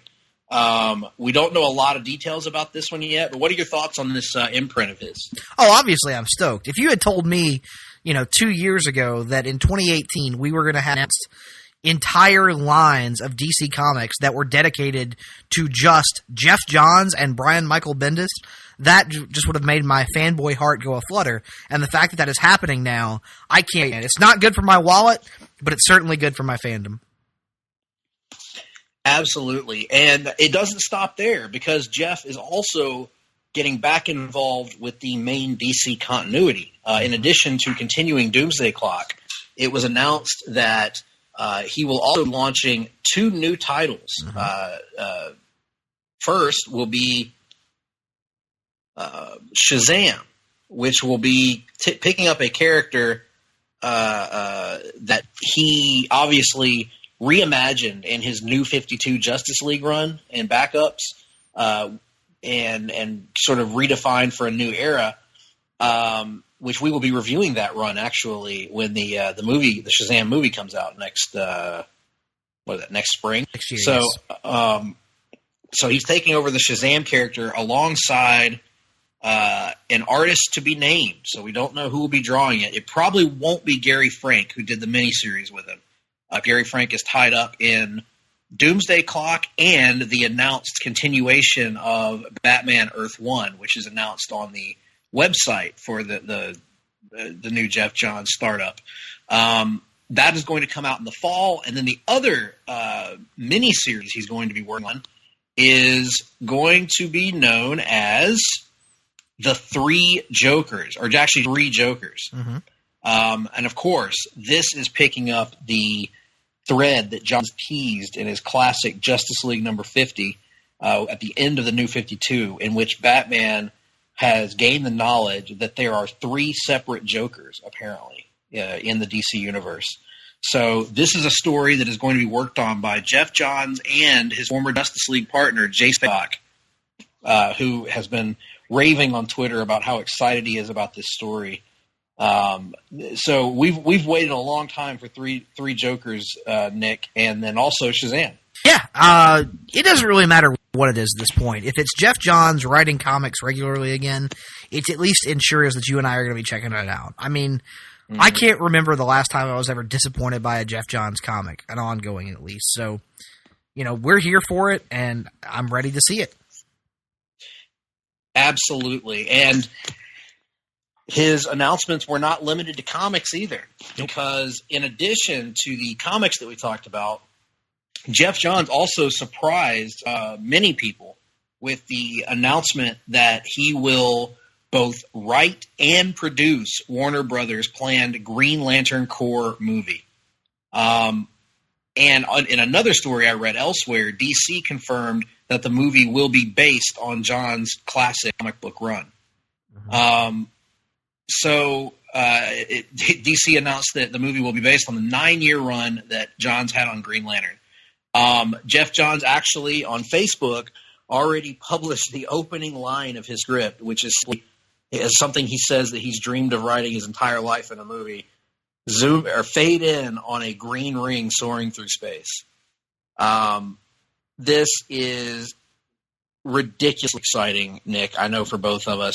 The original story a couple years ago was that David Goyer was working with co-writer Justin Rhodes on the script. Now we find out it's Jeff Johns, that it's based on his run, and that we did get confirmation as well that the movie will star both Hal Jordan and John Stewart.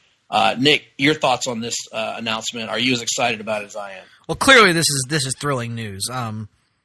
It makes me feel more secure that movie might actually happen, although I'm still at the point of until I see a trailer or a production photo or something that indicates they're actually spending money on it, real legitimate money, then I'm going to remain somewhat skeptical. But this is certainly good news, and I'm trying to keep my expectations tempered because we know what happened the last time we got our expectations up about a Green Lantern film that also had Jeff Johns involved.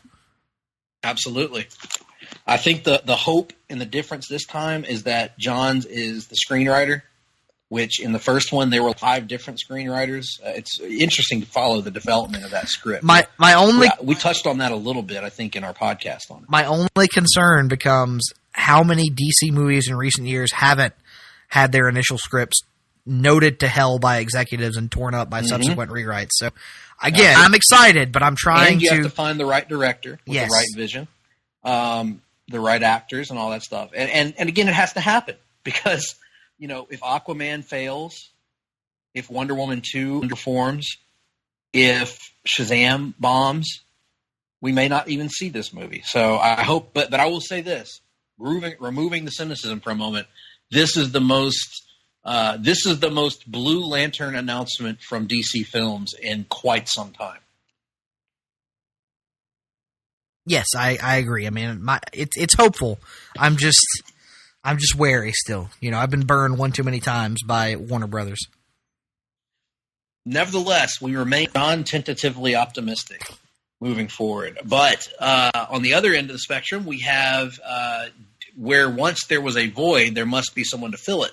So with Jeff Johns stepping down as the DC Entertainment Chief Creative Officer, his collaborator, Jim Lee, the current DC publisher alongside Dan DiDio, will step in and fill Jeff's creative role as Chief Creative Officer. Lee joined DC 20 years ago when they bought out Wildstorm, and he's been the publisher since 2010 alongside Dan DiDio. Now he will step in and also fill the role of Jeff Johns in the boardroom. So Jim Lee continuing to move up. Yeah, good for Jim Lee. I don't really know how this will affect us. We don't really know too much about him as a a chief creative officer type or a bigwig, so to speak. But we'll see how it goes. Yes, indeed, and I will love Jim Lee. He's my favorite comic book artist of all time. I do hope that he is as staunch a defender of the characters as Jeff Johns has been. So hopefully. Maybe even who knows, maybe he'll even be more assertive. We'll see. Good luck to him. Another new bit of news that I think has us trying to manage our expectations Again, John tentatively excited. We found out this week that I have the ability to click and it actually opened on my phone. And as part of that, I'm finding out right now as I kill time that the DC Universe streaming service is currently, again, tentatively planned to be launched in late August of this year. And that is according to DC's community manager, Danny Snow, in a podcast interview. She also mentioned during the podcast interview that in addition to a back catalog of TV shows and movies, they are also going to have their original shows, which they've already announced. And she said, we're going to have a lot of comics on there. There's going to be a lot of stuff on there. Help me, Nick. We don't know what that means yet. It very well could be exclusive content, original content. It could be a limited selection of back catalog content. It could possibly be a plan to possibly have some sort of Marvel Unlimited type service, but only focusing on new comics, kind of 6 months after the fact, adding single issues without any real extensive deep dive into the back catalog. It's hard to say. Obviously, the dream, as we have been beating the drum for 4 years now, is a Marvel Unlimited style, full-on digitalization of their entire back catalog that would be available to us, for one low monthly price or annual price or whatever. But we still don't know that that's necessarily the case. But it does seem like we're closer to that than we've ever been before. Let's keep our fingers crossed that Yes. winds up being the case. And boy, would it help the Longbook hunters a lot. Yeah, I mean, we would have the entire publishing history, not the entire publishing history, but the bulk of the publishing history of the main two comic book publishers at that point at our fingertips. So that would certainly be awesome. And I even have a suggested price to charge for this service, Nick. What's that? $9.99. So you're saying $9.99 for their original television content and all their comics as well? Let's start low. Let's negotiate low, and then see where they'll give us. You would be the worst businessman of all time. You know what? $9.99. I don't care about their business. I care about my wallet. The fact of the matter is we know what we'll pay for this service. Yes. If it ends up being the ultimate version of a DC service, to mean that it has all the television shows, all the movies that aren't tied up in any kind of legal entanglement, is that your price? And a back catalog of comics that covers the vast majority of history, set your price. Yeah, $25 a month, probably. I'd pay that. Yeah. Even if it's just the new comics, like you said, I would be willing to pay more than I currently pay for the WWE Network for that. Yeah, for sure. So, and that's not comparing the value to, because I would never give up the WWE Network, but I would pay more for this DC service for sure. So we'll. And maybe at some point Marvel will get their own, add TV and movies onto Marvel Unlimited. That would be cool too. Mm-hmm. So good stuff all around. But the DC announcements do not stop there, as it turns out, because they also announced that the Vertigo imprint is returning, and it's returning to its roots with 7 brand new titles, all of which will focus on, quote, modern, socially relevant, high-concept, inventive stories appealing to readers of all genres. They are rebuilding DC Vertigo. Mark Doyle, who was the Batman editor for Scott Snyder's Batman run. They are focusing on new voices, and we got a couple of pitches here. Border Town by Eric M. Esquivel and Ramon Villalobos. We've got Hex Wives from Ben Blacker and Mirka Andolfo. American Carnage by Brian Hill, with art by Leandro Fernandez, which actually sounds really good. Goddess Mode by Zoe Quinn and Robbie Rodriguez, not the ghostwriter, Robbie Rodriguez. And High Level by Rob Sheridan. and Barnaby Bagenda. What a great name. Mm-hmm. Safe Sex by Tina Horn and Mike Dowling, also known as Ric Flair's least favorite comic. Second Coming by Mark Russell and Richard Pace, also known as Ric Flair's favorite comic. I thought you'd like that one. And that's it. And that's in addition, by the way, to the 4-title Sandman universe that's already been announced previously as part of this relaunch. Yes. So Vertigo, upon its arrival or its re-debut, will be 11 titles deep. So a pretty strong commitment from DC right out of the gate. Yeah, I gotta say, some of these titles are pretty compelling too. Some of these concepts. Absolutely. The one I most immediately is the one that, will earn probably the ire of most conservatives and religious types, that being Second Coming, with the pitch being God sends Jesus to Earth in hopes that he will learn the family trade from Sunman, an all-powerful superhero who is like the varsity quarterback son God never had. But upon his return to Earth, Christ is appalled to discover what has become of his gospel and vows to set the record right. And you know what that sounds like, Greg? It sounds like a modern-day version of Preacher, and I am here for it. That's high shoes to fill. Oh yeah, I'm not saying like in terms of yes. In terms of quality. I have levels for my. If it's good though, I can tolerate it. We'll see. Because I love Preacher, as you know. Yes. But we also have from the world of comics, or not world of comics. We've been talking about that. The world of television. And that is a bit of a shocking announcement for me, anyway. Mm-hmm. Keenan Lonsdale, who portrays Kid Flash on both Legends of Tomorrow and The Flash, will not be returning as a full-time cast member on either show next year. He will be appearing in the Flash premiere, and then subsequently he may pop up for guest shots here and there, but will be a full-time cast member. Big surprise here for me, Nick. I did not see this one coming. Yeah, we discussed on last week's show that he was leaving Legends of Tomorrow as a series regular, but we kind of both assumed that just meant he was going to play a big role on Flash.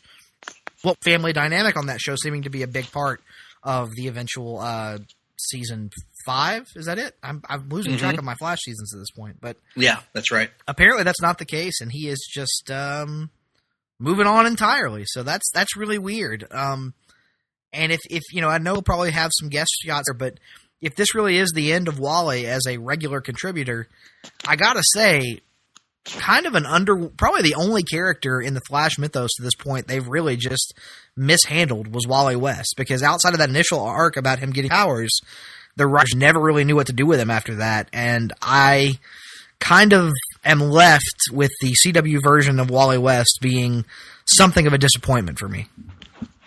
I can see. I thought they rehabbed him a lot, though, last year on Legends of Tomorrow. I thought that he really fit seamlessly in on the cast.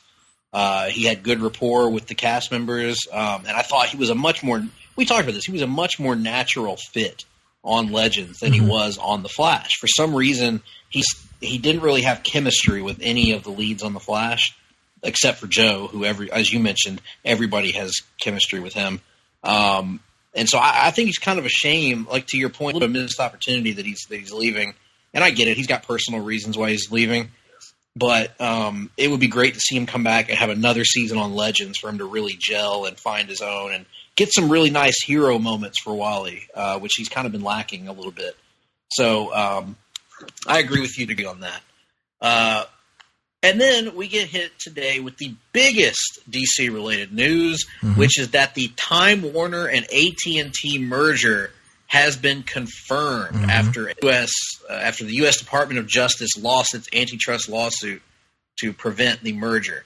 Now, we say this is the biggest news, but we don't actually know how this will affect us as fans. We know that it will accelerate content and stream initiatives between Time Warner Properties and AT&T, but we just don't know what the ultimate impact will be. But I would suggest that Diane Nelson leaving, Jeff Johns leaving, could be ramifications of all of this. So we'll see where all this goes. Nick, do you have any thoughts on this? No, just a wild bit of speculation. As a direct, after the AT&T DirecTV merger, one of the things that came out of that was an attempt by AT&T to bundle its multiple products and services into one thing and encourage people to use more of its products and services. So I wonder if there's not a possibility that DC streaming service might not eventually be offered at a discounted price to AT&T/DirecTV subscribers. That is a wild bit of speculation on my part, but I wonder if there might not be an opportunity for some corporate synergy there. I wonder if that extends to DirecTV Now, the terrible streaming service that I subscribe to. I don't know. Anyway, well, moving on, let's get into something that will affect both DC and Marvel, and that is, at least briefly, the return of the classic spinner racks. Now, for younger listeners, people who maybe have just gotten into comics the last few years, a spinner rack was a rack that spins. And on this rack that spins, back in the day being from the mid-'90s back, you could walk into a convenience store, into a grocery store, into a toy store, whatever you may find, and you would see these racks sitting there right in front of the checkout register. And they'd spin around, as the name implies, and you would have about 15, and 20 different comic book titles on this spinner rack. And they'd just be kind of stacked, like maybe 5 copies of each comic stacked behind each other. And if you were a kid, for instance, and your mom was making you go buy groceries with her, and you had to sit through the doldrums of her buying laundry detergent and whatnot, when you got to that checkout aisle, if you were a good boy or girl, sometimes your parents would buy you a comic book to reward you. And so, not that I speak from experience.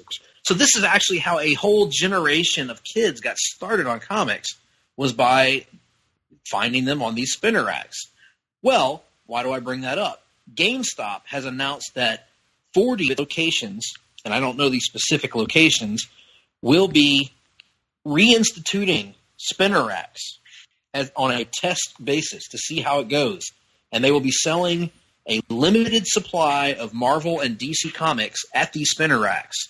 The thought being that perhaps there's better crossover between the gaming and comics community than they previously thought, so that maybe the people that go in now and buy those what are those little toys called that they sell at GameStop, Nick, that are popular, the small action figures? Funko Pops. Funko Pops. So maybe the people that walk into GameStop and buy Funko Pops might buy a comic book while they're there if it looks intriguing. So I know that there are two sides to every coin, and there are some comic book retailers that are not happy about this until if GameStop expands it to their other stores. However, I feel very strongly that this is a very good thing, and I really hope. I don't really give a single crap about GameStop. I don't care if they succeed with it or not. Why I kind of want this test run to succeed is I want to see spinner racks come back. I want to see them at Publix, which is a grocery store here in the South.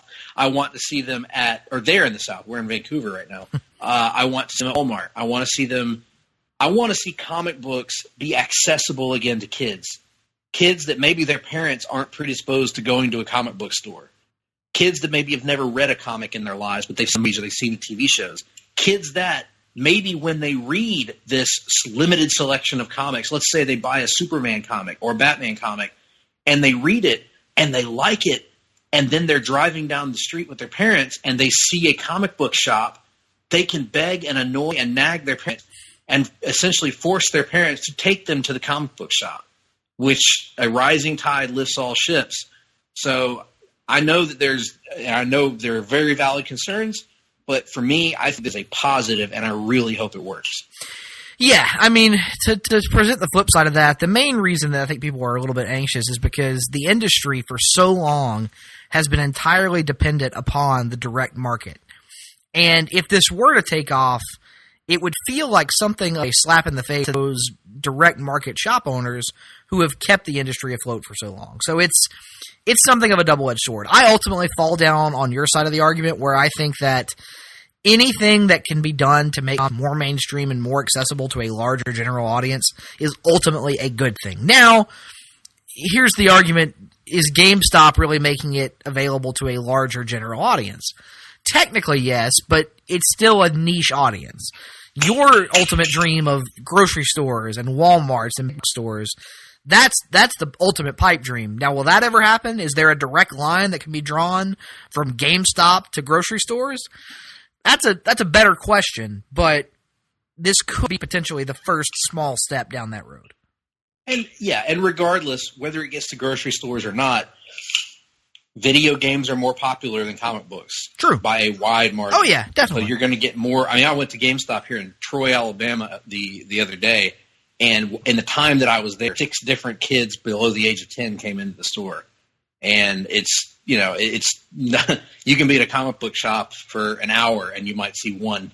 So I think we got to do something to build up a new generation of readers, and I think succeeds on that level, while also hopefully supporting the local comic book shops that are the lifeblood of the industry. So, but we'll see where all that goes, and I totally get where you're coming from on the other side of that. So, we also got the release this week of the trailer for the Spider-Man Into the Spider-Verse animated film that comes out this December. Yep.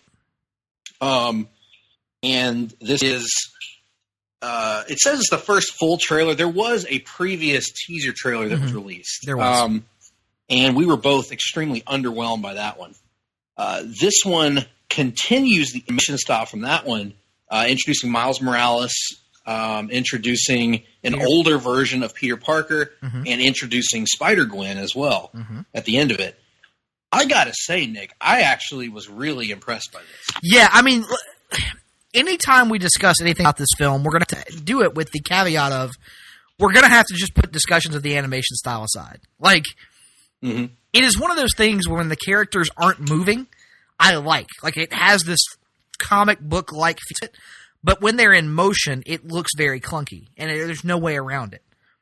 That being said, the writing, the humor, the characterizations, and the action in this trailer, man, I'm for this. Like, it looks really good. I mean, like, as a Miles Morales fan, and it's hard to get too excited based just on a trailer, but it looks like they got a lot of stuff right, Greg. A lot of stuff right. Yeah, and I gotta say, even for me, I'm talking about the motion looking clunky. For me, even the action sequences in this, for the most part, looked really good, where he's swinging through the city, where he's having battle. I thought that anytime it was characters just talking and moving, it wasn't as good. But, or just like, even just walking the forest, it didn't look good. But yeah, like you said, we have to put that aside. But I thought the action looked good. I thought the writing looked good. I'm a little iffy on Peter Parker's voice. Yeah, I'm not. It's one of those things that I'll get used to. Right. It's very different than any version of the Peter Parker voice that I've heard in animation before.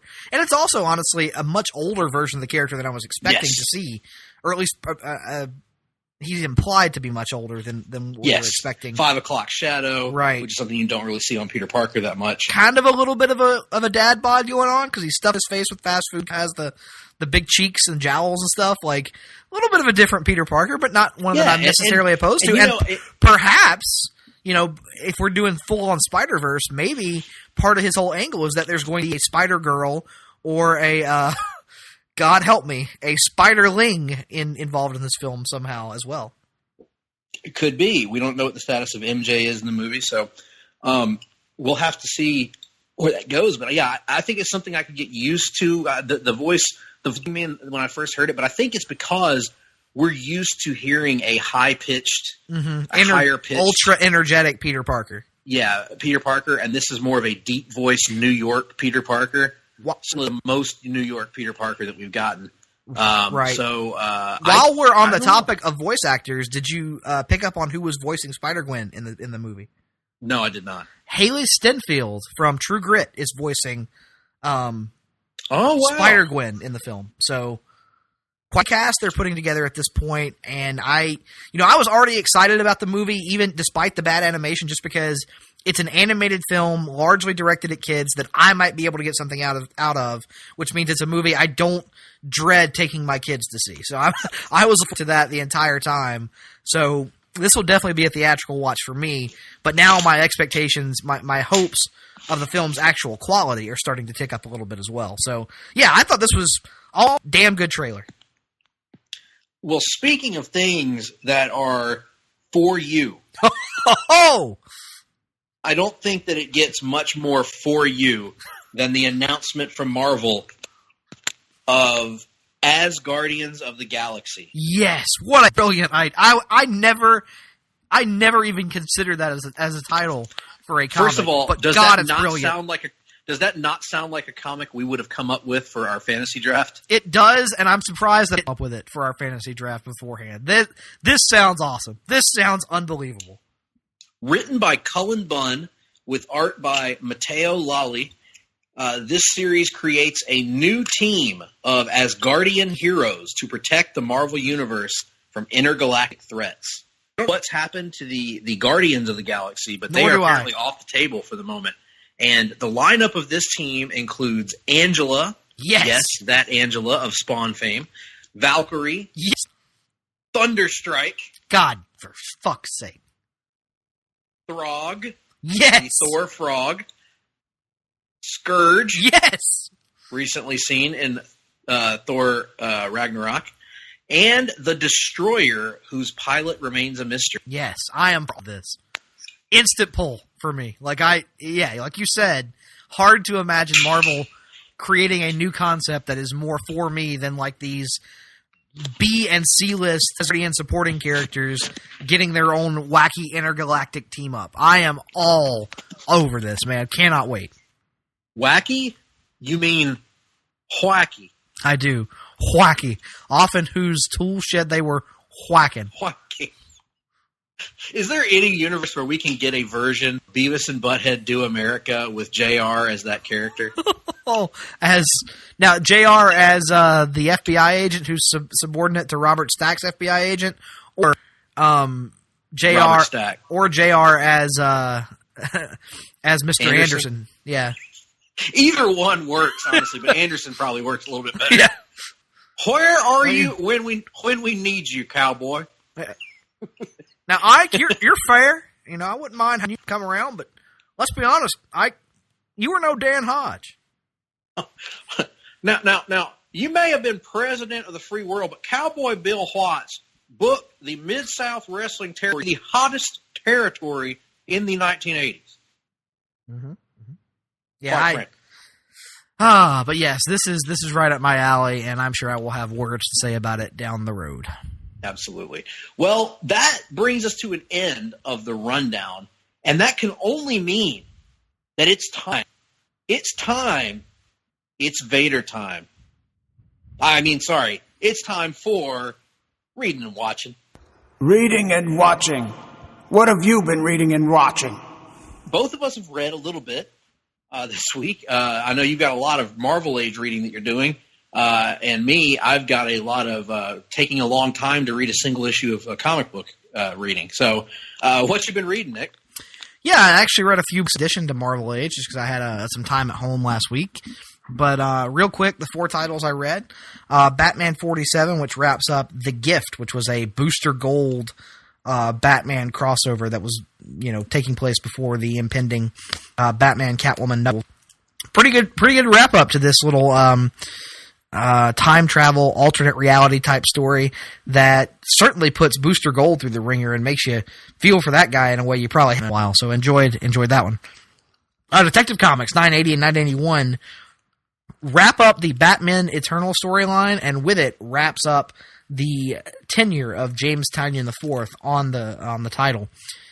His Detective Comics was a true highlight of the Rebirth era. It is something I am extremely sad to see go, but he wraps it up in a beautiful fashion here, bringing all these characters back to a place that leave them relatively intact for the creator. Not, it's comics. Everything has to come full circle, and he does a beautiful job of doing that here. And then finally, I read The Mighty Thor at the Gates of Valhalla. It's a one-shot that is kind of the bridge between the Mighty Thor and the release of Thor #1 that sees Thor Odinson return as the titular character, or breastular character, if you will. And this one was really good. We got the return of old King Thor's 3 granddaughters who go on a wacky time travel excursion to their favorite wielder of Mjolnir, Jane Foster, and they kind of fangirl out at meeting her, and it's a really cool look at what Jane Foster has meant to the Marvel Universe during her time as Thor, and a little glimpse ahead to what is in store for the Thor mythos going forward. So Jason Aaron continues his masterpiece run on Thor, and I, for one, am looking forward to being with him every step of the way as he continues down that rainbow road. Now, which weapon do you think is the most devastating? Is it Mjolnir or is it Bjorn? That's easily Mjolnir. Well, that's your opinion. Now, quite frankly, I'm not telling you. Don't jump down my ass. I'm not telling you it's one or the other. I am simply posing the question. Some might say the other. Some might say that. Some might say that. But you have to remember, Mjolnir was forged in the heart of a dying star, and forged from the magical Uru metal. Now, Uru metal. Yes. That reminds me of something I used to pull out of Barry Windham. God. Anyway, no, it was forged in the heart of a dying star, not forged in the heart of a dying chocolate starfish. Completely different, Greg. Hot dog flavored water. New sponsor of the Ross Report. The Jim Ross Report. Sorry. Damn it.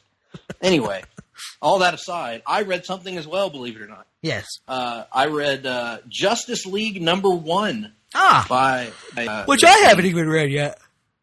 Yes. I bought this on a whim when I was picking up my pull list last week, and I decided to buy it off the shelf because I'd heard so much good stuff about this.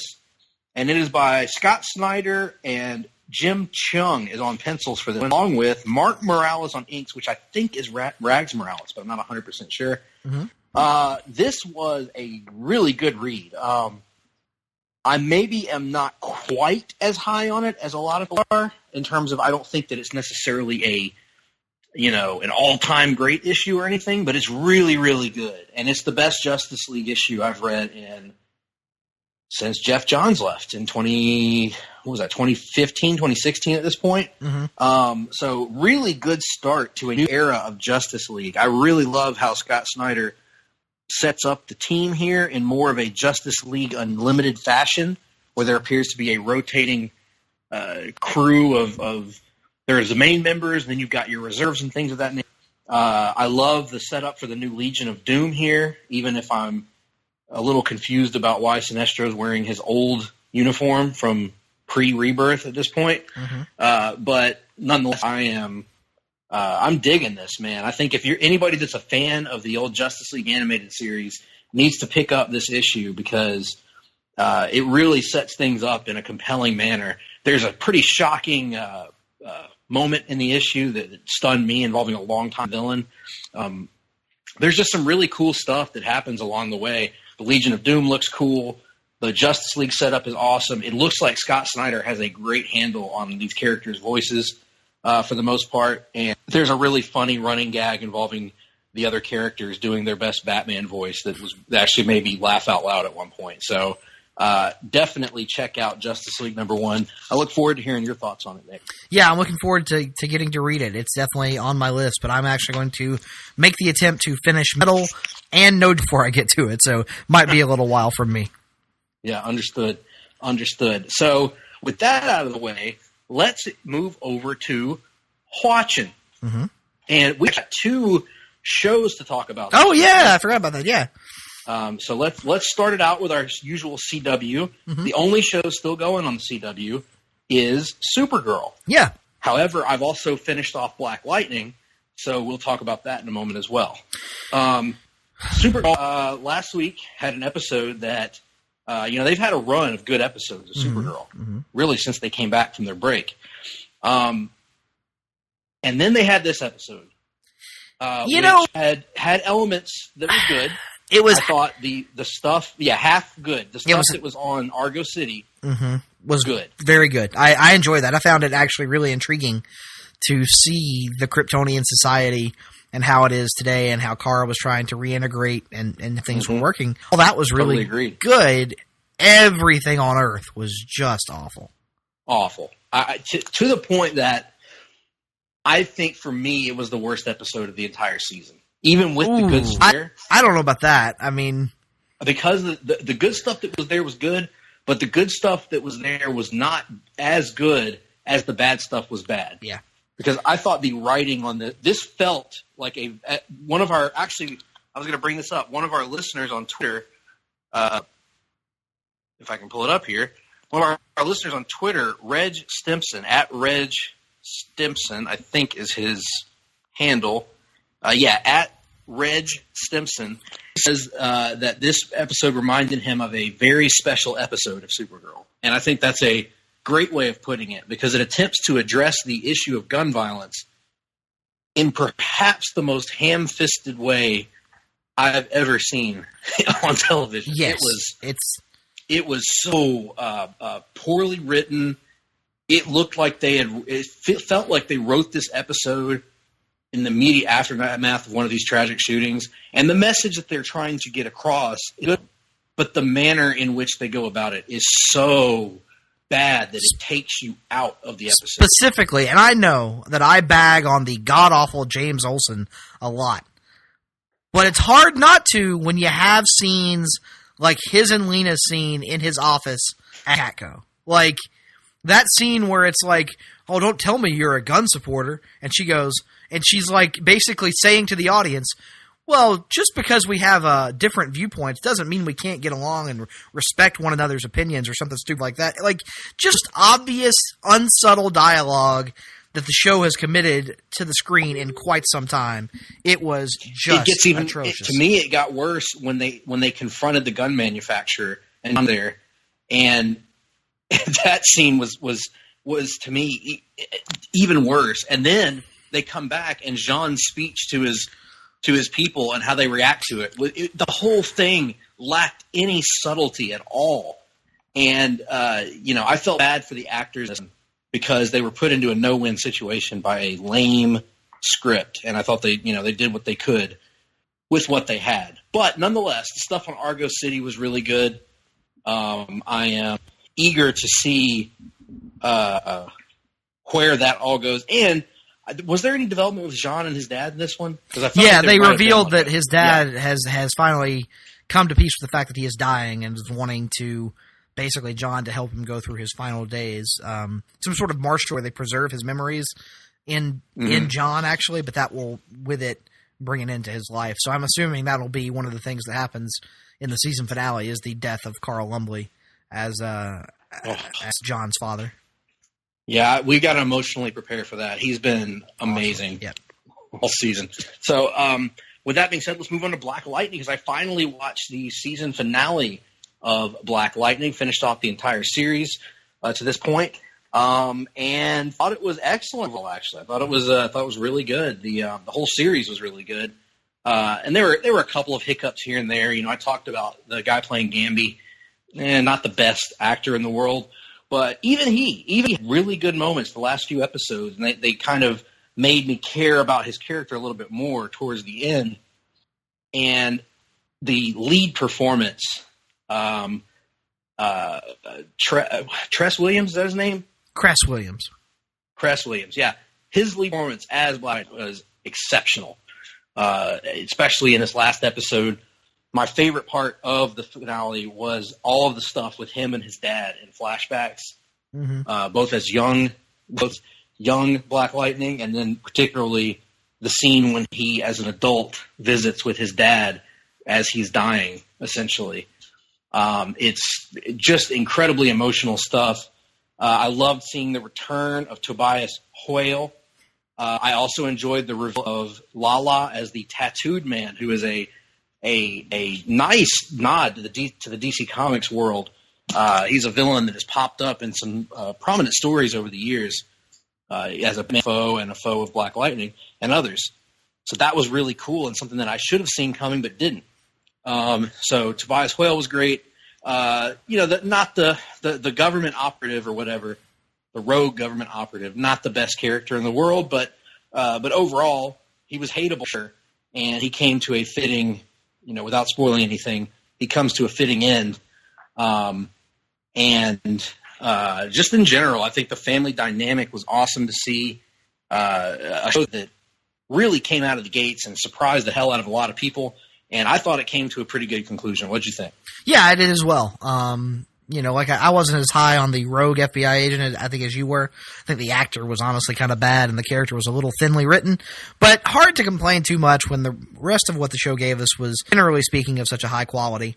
And I think it's going to be one of those things where, much like a great first movie, I feel like now you really have the foundation laid for what the show can be going forward. And my expectations for season 2 are quite at this point.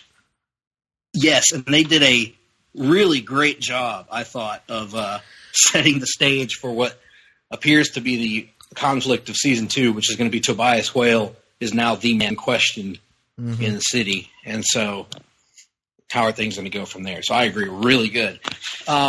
We also sat down this weekend and we watched the first 2 episodes of Cloak and Dagger on Freeform, which just started. I think both of us, based on the trailer and the footage that had been released prior to this show, had extremely low expectations. Fair to say? Oh, yeah, for sure. Based on the network wearing on and the trailers that looked uninteresting and my general apathy towards Cloak and Dagger as characters, yeah, my expectations were virtually non-existent. Nonetheless, we sat down and caught these on TV. We were just trying to kill some time in the afternoon and came away shockingly impressed by at least I did from this show Cloak and Dagger. I think I didn't quite know what their deal was. I've never really read them in the comics except in very brief appearances here and there. My primary exposure to these characters was through the Maximum Carnage video game. But nonetheless, I thought the hook was great.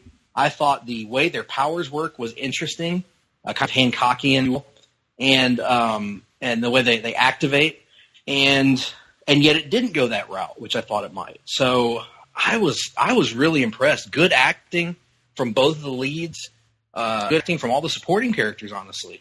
The kids, the stuff with them as young kids was really good. Particularly the young girl, I thought was very good.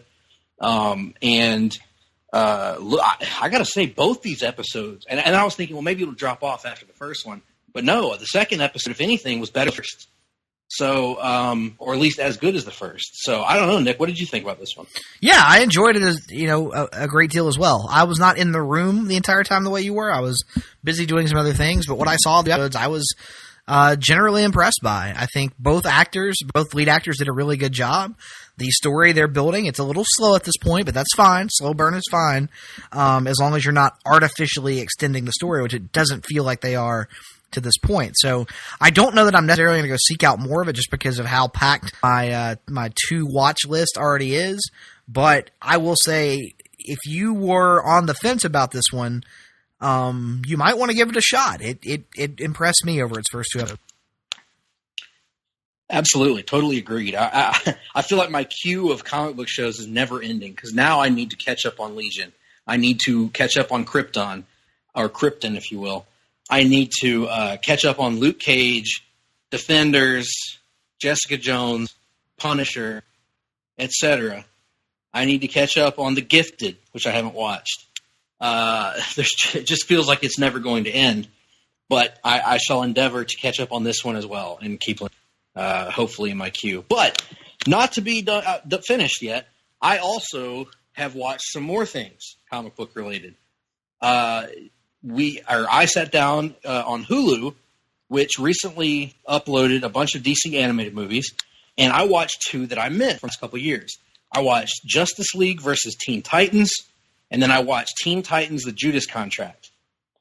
Now, I think I've kind of alluded to it, but we haven't really reviewed any of these modern era DC animated movies about how, I'm not the biggest of this kind of new 52 continuity they're doing in the animated movies. And the animation style they've gone with. But I have to say, I enjoyed both of these. I didn't love them. Particularly Justice League vs. Titans was very uneven. There were things that I loved about it. There were things that I didn't love so much about it. I thought I think they did that classic comic book bait and switch where even though it's called Justice League versus Teen Titans, the actual fighting between the Justice League and Teen Titans takes up maybe 5 minutes of the movie. So I thought that was a little bit of bait and switch, to say the least. And the thing that surprised me about this movie is the Justice League was far less interesting than the Teen Titans were. I thought everybody on the Teen Titans cast did a better job in voice acting. I thought everybody in the Teen Titans cast was written more interestingly. I thought, and it's weird because I generally like this voice cast, Justice League. I'm still not crazy about, I think it's Jason O'Mara as Batman, and the guy that, who is it that does Superman? I can't remember. He's a pretty good actor that does Superman. I've never really bought his voice. But I thought they just pretty much sleepwalked through this entire production. They were kind of not compelling. Even Rosario Dawson, who's usually great as Wonder Woman, wasn't great here. But on the flip side of that, the Titans were freaking perfectly cast. And I think they were mostly unknowns or just professional voice actors, but they were outstanding. Every one of them. Damien, who's been in all these movies, I feel like that actor is getting better and better with each of these movies at portraying Damien, to the point where now I'm hearing it. Now I'm like, okay, I'm buying him as Damien. The Dick Grayson voice actor was great, even though he's only on for a minute. Starfire was great. Beast Boy was amazing. And Reyes, Blue Beetle, is probably the breakout star of these two movies to me. He's outstanding in both of them. And the plot involving Trigon was kind of something that Titans have seen a million times, but it was pretty well done. Raven was really well cast. So it was solid. I would give it, I'd go 2.5 stars on that bad boy. But I will say that the Teen Titans Judas Contract was, to me, a step above. I thought it was really, really good. I thought it was. There are still some things that I didn't like. I cannot get on board with this version that they've gone with. It ties him to the League of Assassins. To me, it misses the point of his character, and it takes away a little bit of that. The thing about Deathstroke, he's always got that code, even though he's a ruthless villain assassin. He's still got a code, if that makes sense, Nick. Mm-hmm. And in these movies, they pretty much completely eliminate that code, where he has no moral compass at all. I got to be honest. I'm so far behind on this new animated movie shared universe that the odds of me catching are pretty much non-existent at this point. Because that started with what, War? Yeah, Justice League War. And I think that's the last one I've seen was Justice League War. In terms of the in continuity ones. Yeah, well, we'll have to do an off the page on one or two of these. Like Throne of Atlantis was interesting, pretty good. But yeah, this one, the changes they've made to Deathstroke are not working for me. But the movie itself was great. I thought it was I'm a sucker for it because Dick Grayson is kind of the hero of the day, and I really, even though they had his stupid red costume, and I thought the way they did the Terra plot was really good. And you'll appreciate this, Nick. This is why I bring this up. Kevin Smith appeared himself in the movie. I actually knew that. I did know that. He talked about that on a podcast at one point, so that's pretty cool. Yeah. Yes, he has a Beast Boy on his podcast, actually, in the movie. So that was good. So otherwise, that's all I got for you, Nick. I thought Teen Titans Jupac was quite good. Yeah, I'm glad to hear that. The odds of me catching up, like I said, are pretty slim, but maybe one day I'll have something to say on that front. Sounds good. Well, with that being said, gosh, the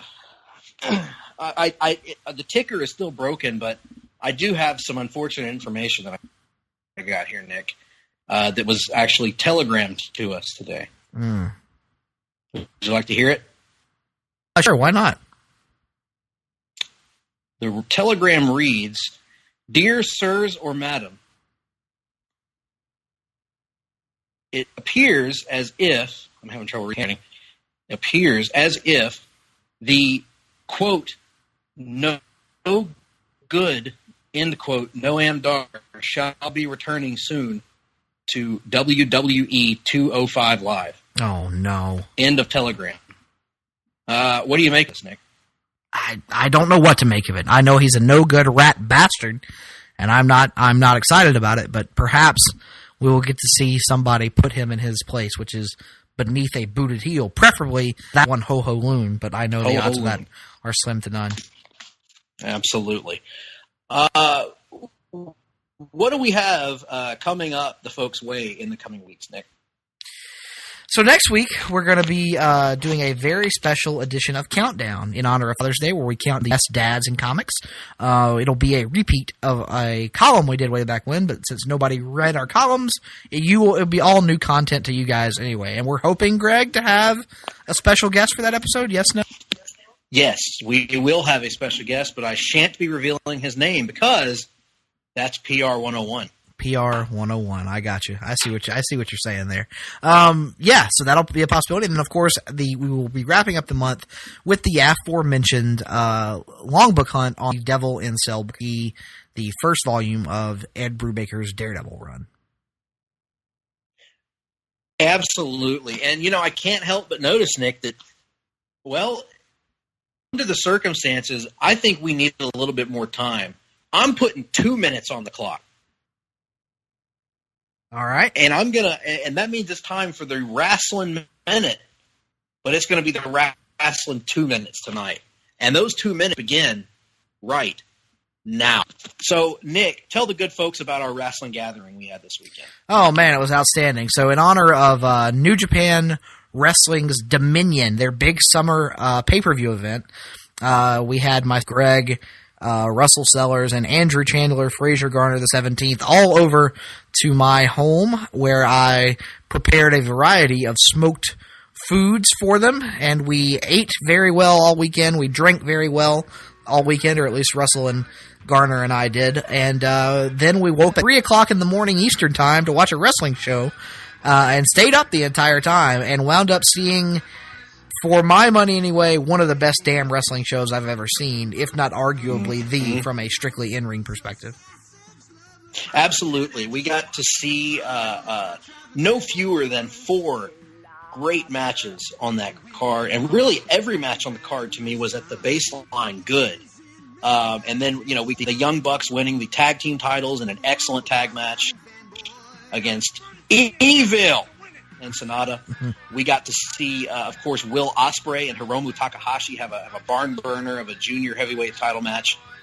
We got to see one of the greatest of all time, Chris Jericho, reinvent himself yet again and captured the IWGP Intercontinental Championship from Tetsuya Naito in unexpected fashion in another great match. And then we saw Kenny Omega win the IWGP Heavyweight Championship from Kazuchika Okada in what may have been as good a wrestling match as I've ever seen in my life, Nick. I would agree wholeheartedly with those sentiments. Although I would point out, Greg, that, having Naito lose to Okada at Wrestle Kingdom and then lose to Jericho at Dominion is like if Daniel Bryan had lost to the Authority at WrestleMania 30 and then lost to someone like Shane Douglas at SummerSlam later that year. It's just a travesty. Wrestling Twitter, folks. And with that, we went a little over time, but you know what? So did Omega and Okada. They went past the hour mark, so we went a little bit past the 2 minute mark. Great weekend, great wrestling all around. So, with that being said, we are going to bid adieu for this week until next week and our special Father's Day edition of the Hard-Traveling Fanboys. I am Greg Phillips. He is Nick Duke. We hope you all have a wonderful week. And in the meantime, send us your feedback. Let us know what we can do better. Let us know what we're doing good. Let us know what you'd like us to do in the future.